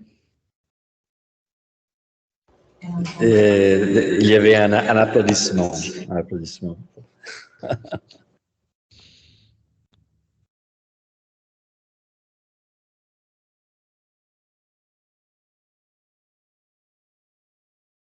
Je n'entends plus rien, hein? For this very detailed and profound reading of my text. We can, of course, adopt a quantum theory as a philosophical framework without going into the mathematical details. This has already been done, as Costas pointed to me already in an exchange that we had. And I revealed to him that another personal reason for approaching quantum theory was because last year, in the framework of my research project, we organized in Amsterdam a symposium on the relation between automatic facial recognition and transgender faces. And as a consequence, all the problem of the determination biopolitical power of artificial intelligence in relation to transgender faces emerged. And there is already a literature that Costas knows that uses quantum theory to move even beyond Judith Butler, and of course I had also personal reasons to study that literature because my wife was pregnant at that time and we were going through echographies, and so I was reading also about the philosophy of the echography and the fact that echography as we use it today is a medical outcome of a technology that was originally designed to spot submarines in the ocean, and so some of that origin somehow goes into echography even today. Amnion, which is the word in Greek that gives rise to the word amniotic, means the vessel in which you sacrifice the enemy. So there is something about, encircling, determining, and pinpointing, that is somehow always a very strong dimension of strategy and military confrontation. So that was one of the second, more remote origin of my thoughts on quantum theory and social theory. But I think that if we want to progress and if we want to exploit this metaphor to I wouldn't say the fullest extent because it's very difficult, but to a fuller extent, then we might also go into some more advanced mathematical definitions and modeling as well. First of all, we can enlarge our metaphorical view. For instance, we can read what has been written by our colleagues about entanglement, and how it is formalized. But then if we want to push this even farther, we can also hope that some of the models that are used to model and even measure that complexity might be adopted in a different version, of course, because probably we wouldn't even have the mathematical mind or competencies to completely adopt a Fubini symmetric. But we can adopt the fact that, for instance, our diagrams, the semiotic square, the tensive square, triangle of Peirce, and so on and so forth, the semiosphere, are topological reductions. So they somehow push us also to reason in terms that are not neutral. And this is to transition to the second point. I think the philosophical movement that led to tensive semiotics is a movement toward understanding complexity. But what I was not so satisfied with is the visualizations, because if you go around the world, you come across a lot of tensive semioticians who have just replaced the semiotic square with a tensive square, but it's always a square. I mean, it's always a diagram, it's always bidimensional, and it's always used to pinpoint and to categorize and to simplify in a way. And maybe there is an age consideration as well. You're right. I'm also around 50, and there is this switch, which is probably biographical, towards thinking that order is the exception and is not the rule. That comprehension is the exception and not the rule. It is the probabilistic exception somehow, and so the most important philosophical, ethical, and I would say also political movement is to stop considering comprehension as what we study. We don't study comprehension; we study miscomprehension. As regards the third question, I would say that the more you analyze multi-dimensional objects, the more this complexity you were talking about becomes crucial and excruciating. I'm reading now more and more about agential cells, so cells that are actually able to strive toward a goal. And if you read this, it is called generative or regenerative biology. People who try to have frogs have a leg that push again after they cut it, of course, with immense consequences also for medicine. What comes from their descriptions of the human body is that the human body reconstructs itself every second. And our memory reconstructs our identity every second. It is a continuous effort and a continuous illusion somehow. So, and that as well, I think, is the exception of the idea that we are a coherent self, that we are a coherent body.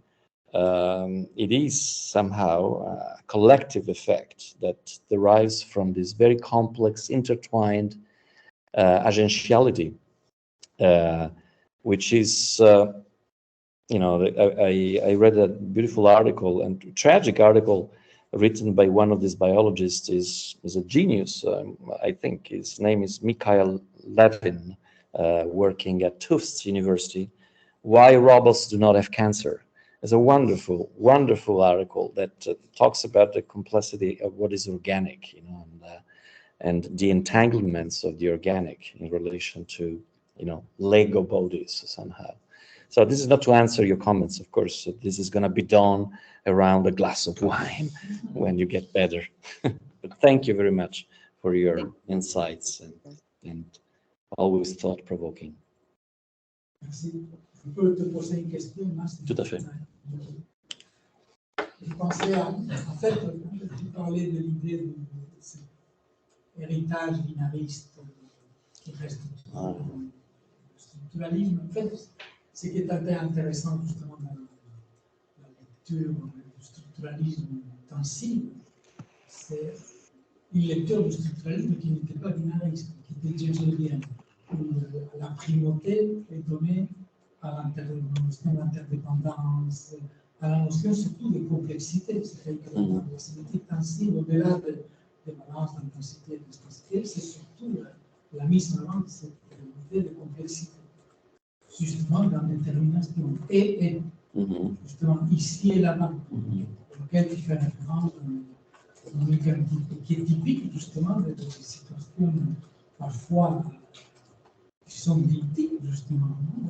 Il y a des exemples. L'exemple que j'adore, c'est toujours à la fin des fêtes, il y a toujours ces gens-là qui restent dans l'entrée de la maison. Ils ne sont plus dans la fête, mais ils ne sont pas encore. Ils ne partent pas. Ils ne partent pas. Et c'est un moment très intéressant parce qu'ils sont dehors et dedans. C'est vrai. Et donc, les conversations sont déterminées probablement par le registre qu'on décide d'attribuer. Donc, c'est peut-être le moment de confidence, parce qu'on n'est plus dans la famille. Mais si on décide qu'ils sont déjà dehors, ce n'est plus non plus le moment de confidence. Donc, tout ça pour dire que l'indétermination était déjà dans le cœur de la sémiotique, parce que c'est la complexité. Et ce ne sont pas les points. On nous dit que c'est le verbal, ce ne sont pas les termes qui comptent. Ce qui compte, ce sont les relations. Et il dit à un moment donné, tous les termes sont complexes, même les termes simples.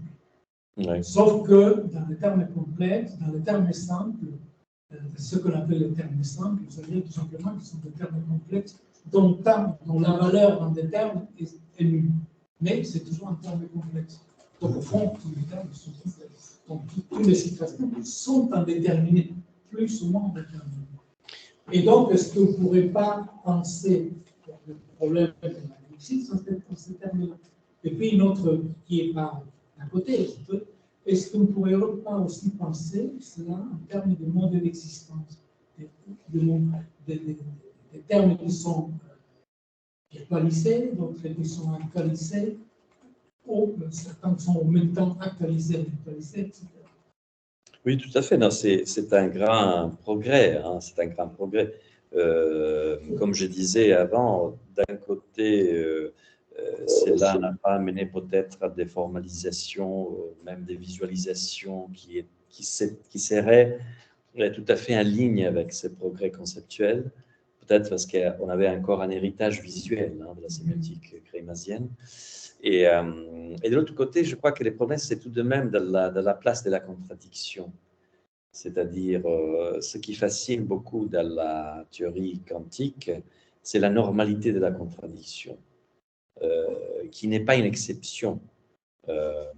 C'est-à-dire, la complexité, c'est la normalité, mais encore plus au-delà de ça, la contradiction, c'est une normalité dans un univers dans lequel la non-contradiction est une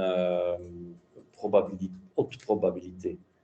Et c'est cela qui fait un peu la différence, même philosophique, dans le sens qu'il ne s'agit pas seulement de penser la complexité existentielle, donc la coprésence de termes complexes différents, mais la coexistence et l'enchevêtrement aussi de termes contradictoires, ce qui pose peut-être plus de problèmes même dans la sémiotique tensive. Il y a Jacques qui a levé la main, et puis Denis. Jacques, bonjour Jacques. Oui, bonjour. Merci, merci Massimo, merci aux organisateurs. Je suis vraiment très intéressé à ces ouvertures. Et enfin, bravo pour ces propositions, parce que c'est en faisant des propositions qu'ensuite on teste, qu'on essaye de valider, falsifier, qu'on progresse, bien sûr. Si personne ne fait des propositions, jamais on se posera la question de savoir s'il y a quelque chose à valider ou falsifier. merci aussi d'avoir évoqué substantiellement, ainsi que Maria Giulia, l'intensivité. Je voudrais d'abord témoigner d'une chose qui n'est nulle part explicitée, bien sûr, parce que c'est les coulisses de la fabrication d'un livre.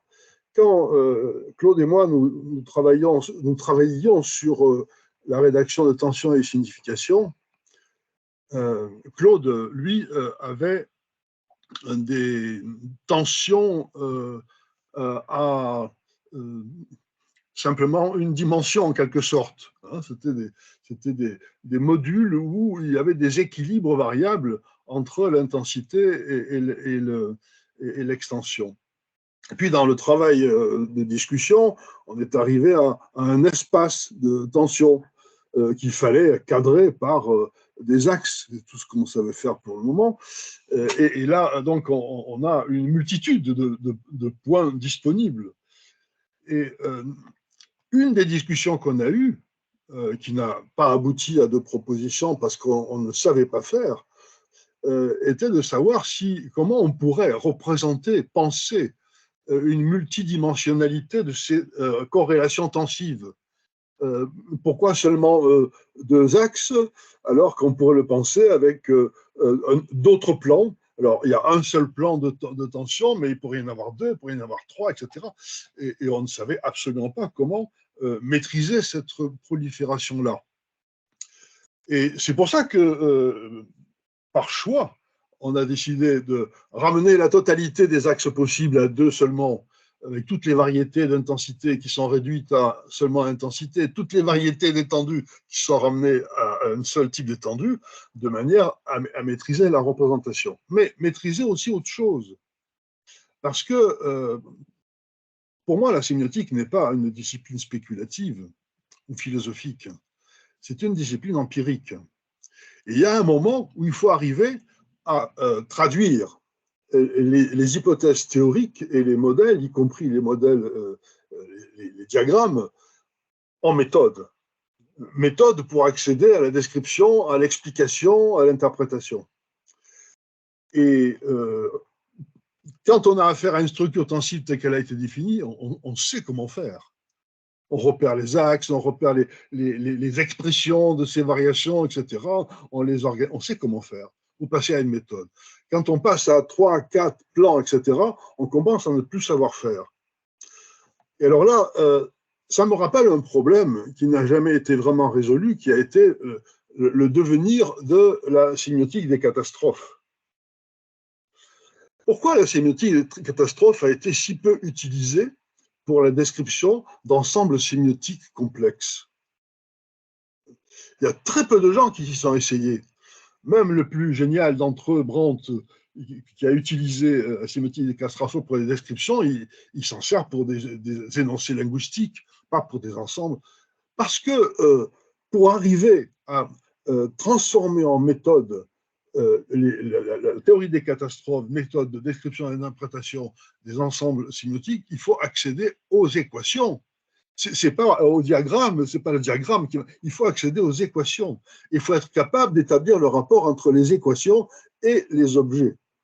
Autrement dit, la seule solution, c'est ou bien d'être des mathématiciens géniaux, ou bien de mettre les calculs dans une machine. Donc, ce que tu nous décris, c'est un peu ce type de situation.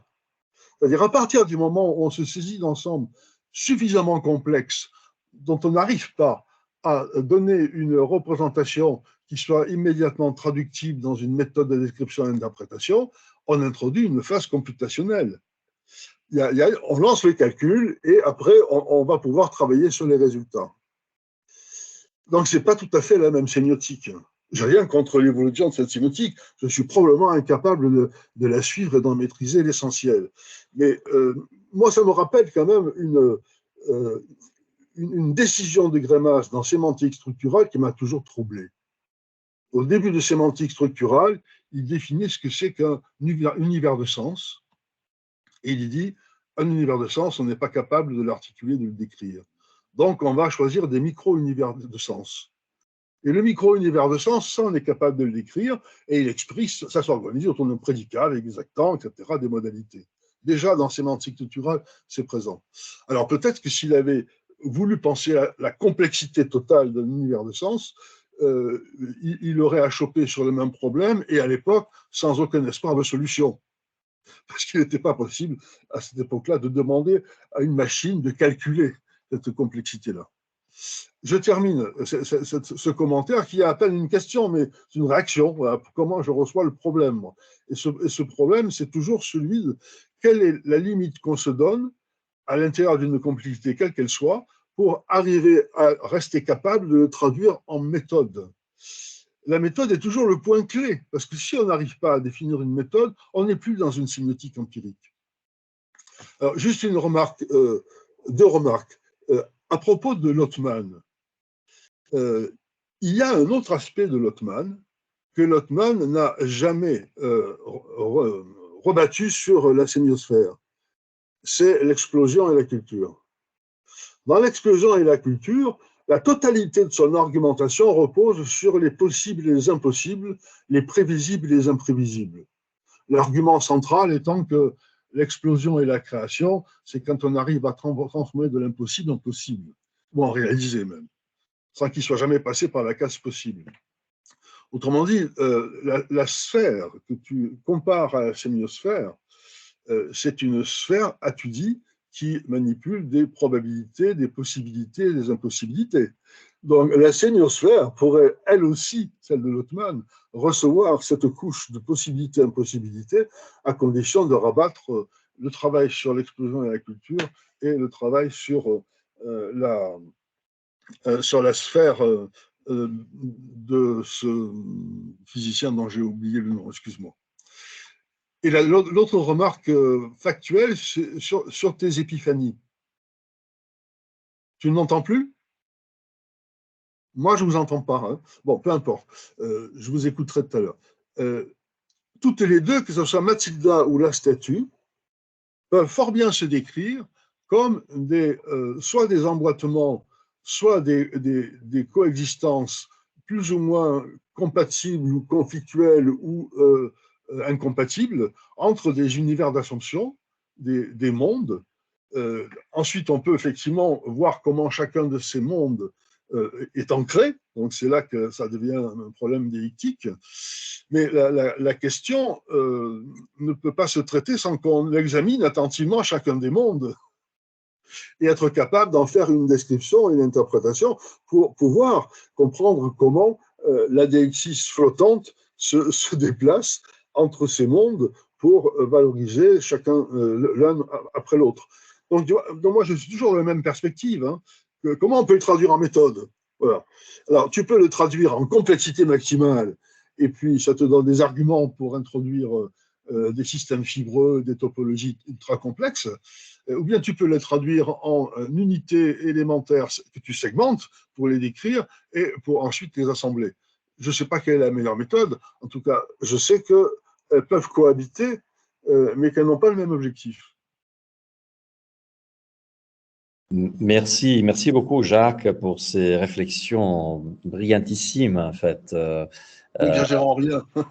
Non, qui vont au cœur en fait du sens de ma proposition. Je te remercie beaucoup. Je suis très touché par le fait que tu as vraiment habité, disons, mon propos.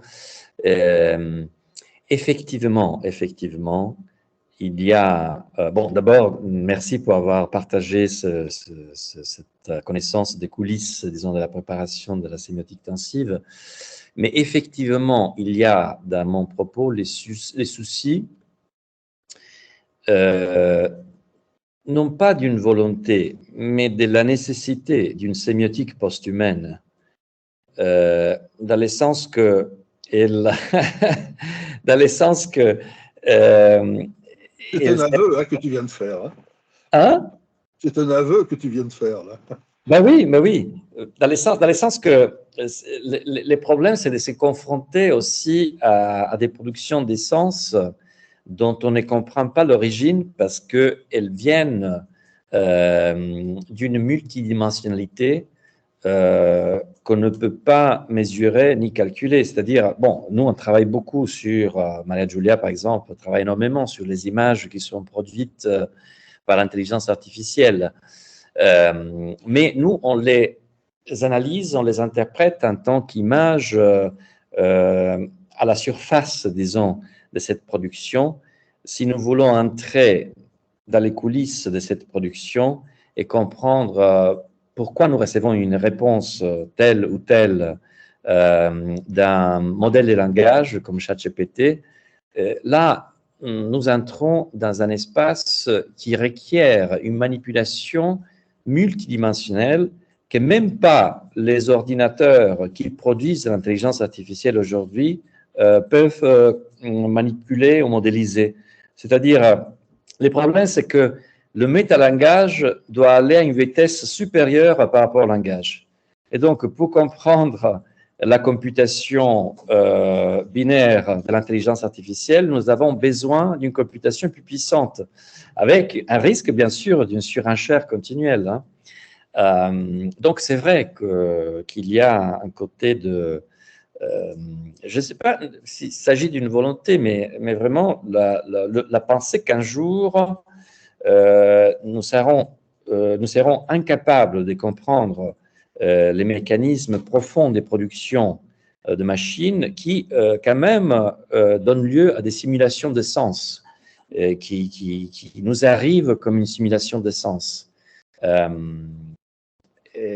Donc, il y a ça, mais j'apprécie énormément aussi les propositions, disons, de répandre la théorie des catastrophes, tout avec la difficulté que tu signales. C'est-à-dire, même un mathématicien aujourd'hui ne pourrait pas mesurer l'espace latent qui est exploré par les plateformes d'intelligence artificielle générative pour produire des images. Donc, on peut modéliser l'architecture générale, mais non pas ce qui se passe. L'intelligence artificielle aujourd'hui, elle est produite sans cognition des causes, sans une connaissance des chaînes de causes et effets qui donnent lieu à ce que nous appelons intelligence artificielle. Mais bien sûr, il y a des causes. C'est juste qu'elles sont trop complexes pour être modélisées. Pour aller dans ton sens, quand on regarde comment sont fabriqués les chabots en question, notamment ChatGPT, mais aussi d'autres, ce sont des centaines de milliers de paramètres. Ça se mesure en centaines de milliers de paramètres. Certains ne les déclarent pas, comme ChatGPT 4, mais d'autres les déclarent, les Chinois non plus, pour les leurs, ne les déclarent pas. Mais on sait quel est le nombre. Et moi, j'ai essayé, je m'en suis pris un, et j'ai essayé d'en faire une critique sémiotique. Voilà, j'ai fait une critique sémiotique d'un des paramètres, mais il y en a des centaines de milliers d'autres. Donc, on voit bien qu'il y a quelque chose qui nous échappe en termes de masse globale, non pas de données, mais de direction d'interprétation et de critères à commenter, à critiquer, à discuter sémiotiquement. Voilà. Merci Jacques, merci pour ton commentaire. Je ne sais pas si Denis. Oui, je ne sais pas si on a. Merci beaucoup pour cet exposé passionnant. Il y a aussi la discussion que vous venez d'avoir avec Jacques. Pour moi, cette discussion, je ne vais pas tout montrer dans la discussion, mais ça me paraît signaler l'importance d'une sémiotique de la mesure, et de la mesure, c'est-à-dire du rapport avec l'incommensurable, donc du mesurable et de l'incommensurable. Et cette question-là est sous-jacente, me semble-t-il, à notre discussion. Moi, je voudrais intervenir plutôt de façon anecdotique en marin. À propos de l'encre flottante. La métaphore de l'encre flottante. Parce qu'il me semble que tu as fait un usage un peu flottant de cette métaphore. Oui, non, je sais bien que ce n'est pas précis comme métaphore. L'encre flottante sur un navire, sur un voilier, c'est un instrument de secours ultime pour freiner un bateau qui est poussé par une tempête et qui ne peut plus faire face à la tempête sous forme de mise à la cape, par exemple. Ce qu'on appelle la mise à la cape. Mais tu viens de décrire la condition humaine. le bateau en fuite. Le bateau en fuite lâche une ancre flottante pour ne pas fuir trop vite. Pour ne pas fuir trop vite, c'est-à-dire pour ne pas dévaler les vagues, se planter dans le fond et ce qu'on appelle s'encire, c'est-à-dire capoter et passer à l'abîme. Donc c'est quand même un instrument, que dans les bateaux, dans les voiliers, les marins respectent avec une espèce d'effroi. C'est vrai que c'est cette chose qu'on a, c'est prêt pour freiner le bateau. Mais c'est là que je rejoins la problématique, et donc son usage métaphorique. C'est d'une certaine manière de créer un point fixe. C'est créer un point fixe pour que le bateau n'aille pas dans tous les sens, pour qu'il soit tiré par l'arrière de façon à rester perpendiculaire à la houle. Donc il y a une axialité dans l'encre flottante. Et ce qui est intéressant comme métaphore par rapport au vertige qui affleure toujours derrière ces questions-là, c'est le fait que c'est un point fixe dans un univers mouvant, et c'est un point fixe et mouvant à la fois. C'est-à-dire qu'il fait coïncider la stabilisation du mouvant. Et dans ce sens, c'est assez intéressant, je crois, comme un terme complexe. Oui. Le flottant est un terme complexe. Ça, c'est vrai. Il réunit la contradiction de la mobilité et de l'immobilité. Alors peut-être du point de vue de la controverse qui est encore ouverte entre la physique de la théorie de la relativité et la physique quantique, on pourrait dire que si l'on s'arrête à la deuxième partie de ton intervention, on est dans une sémiotique inspirée par la théorie de la relativité. Oui. Mais si on englobe le problème de la mensuration, alors déjà, on passe à quelque chose qui est peut-être encore plus complexe, qui met en compte le fait que la mensuration change en fait la disposition des points d'ancrage. Et donc, on est ancré parce qu'on est en train de mesurer, mais si on ne mesure pas, on n'est pas ancré. Voilà. C'est un ancrage qui donne une mesure dans un univers qui, lui, est perçu. Mais c'est la mesure aussi qui donne l'ancrage, c'est ça, c'est l'envers aussi, c'est-à-dire c'est la mesure qui donne l'ancrage dans la théorie quantique. D'accord. Ouais. Moi, j'aurais une autre petite remarque anecdotique, mais c'est sur Mathilda. L'histoire de Mathilda. Mathilda, je ne connaissais pas cette version. Il y a une version qui s'appelle, la chanson qui s'appelle Waltzing Mathilda. Waltzing Mathilde. Mais c'est la version allemande. Qui est une version australienne. Ah, australienne. Ah oui, je la connais. Oui, c'est vrai. Qui est une histoire d'un journalier qui a volé un mouton, qui a fui, noyé, etc., dont le fantôme revient, valsant avec Mathilda. Cette chanson populaire australienne est élevée au statut de hymne national. C'est l'hymne national australien qui complète, qui second par rapport à l'hymne officiel. Et il y a une interprétation magnifique de cette chanson par Tom Waits, que je vous invite à écouter, Waltzing Mathilde. D'accord. Il faudrait voir s'il y a des relations philologiques avec le calypso. Je crois qu'il y a un lien, mais je ne suis pas sûr. Il faudrait chercher. Merci de toute façon. Merci d'avoir ajouté. Thanks so much for the talk. I don't know if some of these comments were also covered by Jacques. It seems like you'd want to make a distinction between the question of quantum computing, which uses properties of electrons to massively increase computing power, to basically answer the same questions that people were already answering with non-quantum computing, with the properties of matter that quantum physics has felt the need to come up with a new theory. And those are two very different things. So a quantum approach to semiosis shouldn't be confused with the use of massive calculation power to answer questions that couldn't have been answered. I mean, that's a separate question from the question of what are the properties of certain kinds of processes that require a new kind of physics. That's different from relativity physics, and that's different from Newtonian mechanics. So it seems like those two things need to be kept rather separately. I don't know if I agree with that, because the hypothesis might be that our adoption of a simplified representation of reality is a problem of calculus. So if we increase our computational ability, we'll reach an understanding of reality that includes more and more complexity. And so quantum theory is both the instrument and the goal somehow. I mean, okay, well, I think that's a separate question. It may be true that because you can ask different kinds of questions, it will change the kind of theory that we come up with.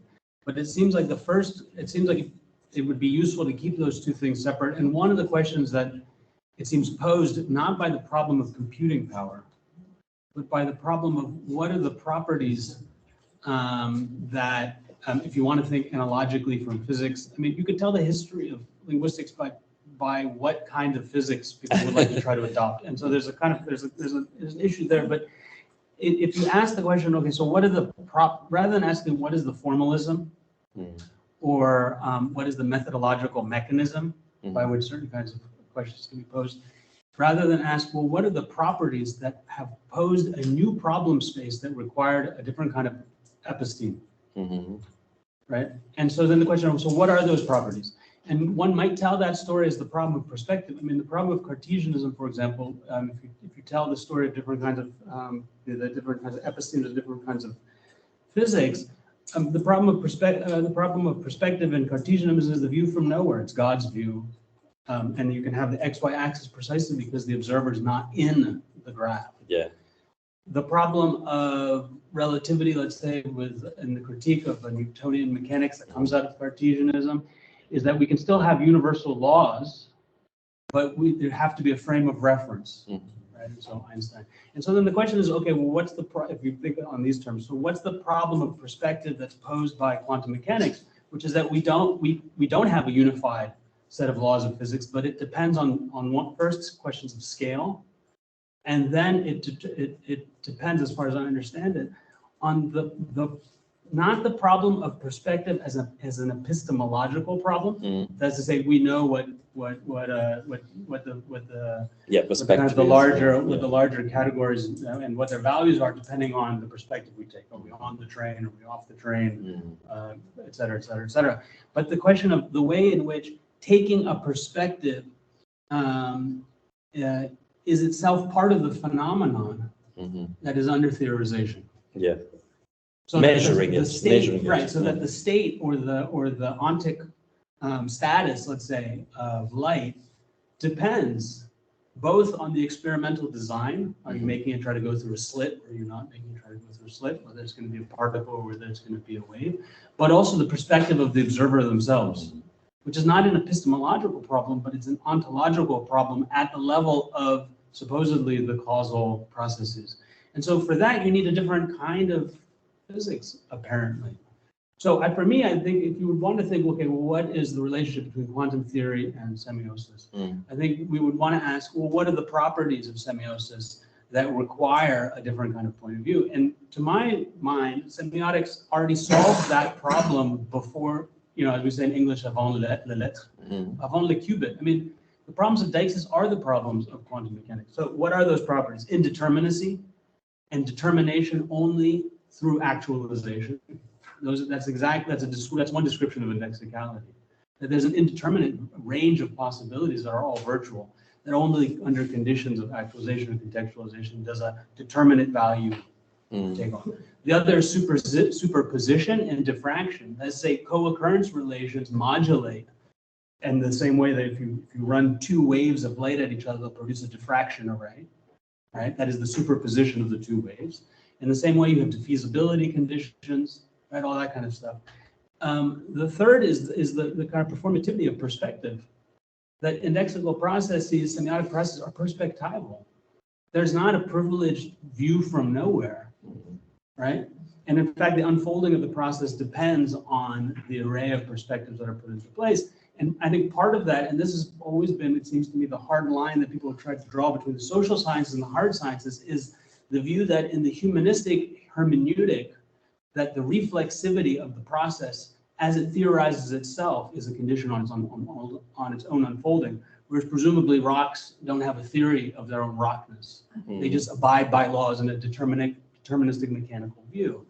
But it seems to me that the quantum view also puts that under pressure, because there's a probabilistic determination whether the photon is going to choose, as they personify them, choose to go spin one way or the other, or choose to be in one state or the other within the larger kind of experimental frame.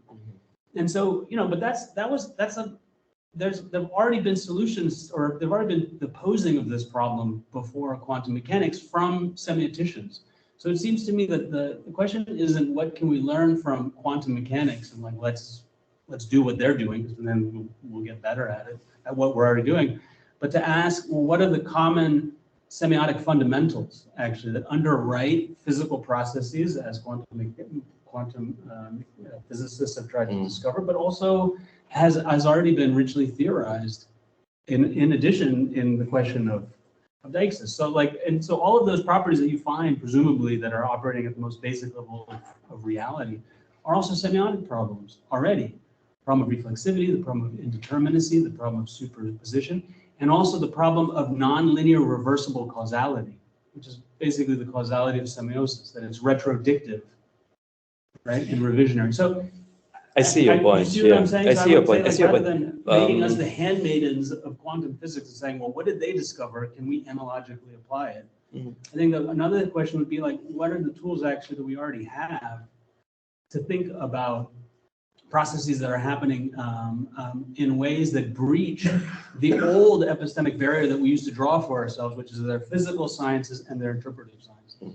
It seems like that's the thing that needs to be kind of deconstructed and could happen through really thinking with physicists. And that's why the Karen Barad is, I think, an interesting. Yeah, it is interesting. I see your point. But I think it depends also on our own perspective on quantum theory, and how we integrate it in our discourse. Because personally, I look at this theory that I know, of course, imperfectly, because I'm not a physicist, as an area that I would like to shake some consolidated ways of thinking and semiotic ideologies that are typical of semioticians, and if you allow me, also of anthropologists. And of course, we can adopt a reassuring perspective on quantum theory and think that, well, we were there already. But we can also somehow try to build another meta level on the same instruments that we thought were meta, and realize that perhaps the way we were, looking at the problems of meaning, at the problems of causality, at the problems of singularity, more generally also at the relation and dialectics between what we understand and what we don't understand, and also what we accept do not understand. We don't understand. Because I think there's a deep semiotic ideology of the academician is this drive to understand, that is, and to formalize and to modelize and to categorize. Even though, we are adopting, let's say, deconstructivistic or deconstructionist point of view, or perspectival or perspectivist point of view on reality, we still have a tendency to put things in order somehow. And that is something that, is part of a semiotic ideology as well. But we don't see it if we don't take a meta level, because we are thinking that just because we unveil a semiotic ideology that has created, for instance, power,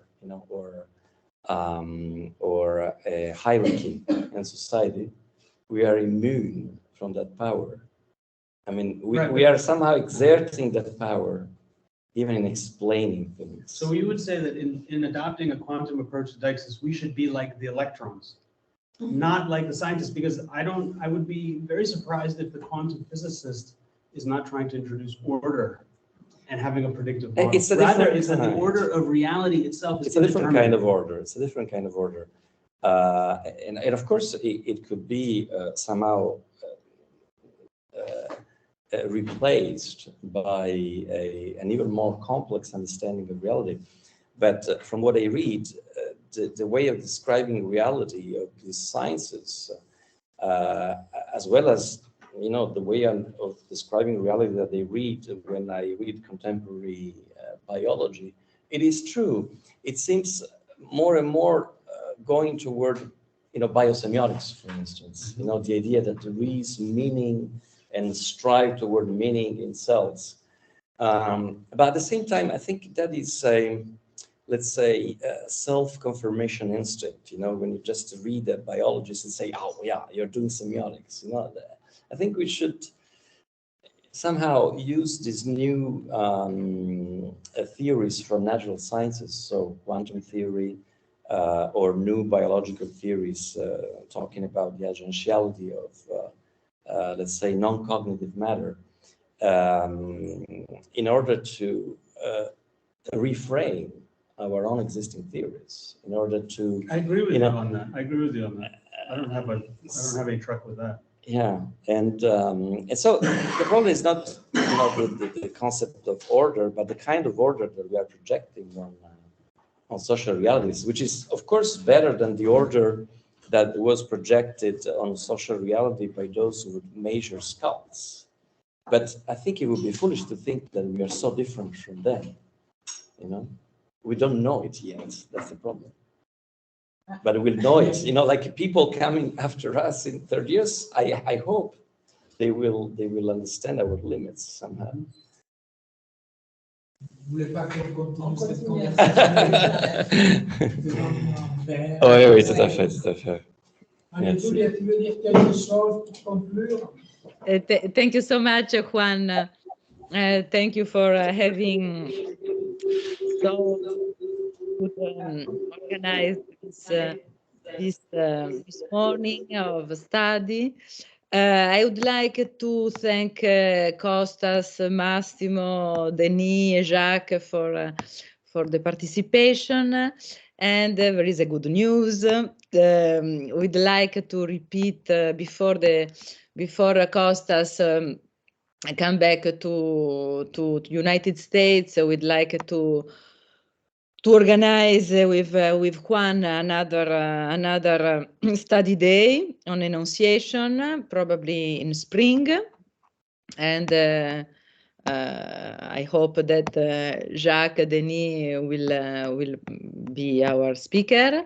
We'll always follow the idea of our working group with Costas. That is the idea of reading before the event all the text of everyone, so that the discussion can be easy and more profuse.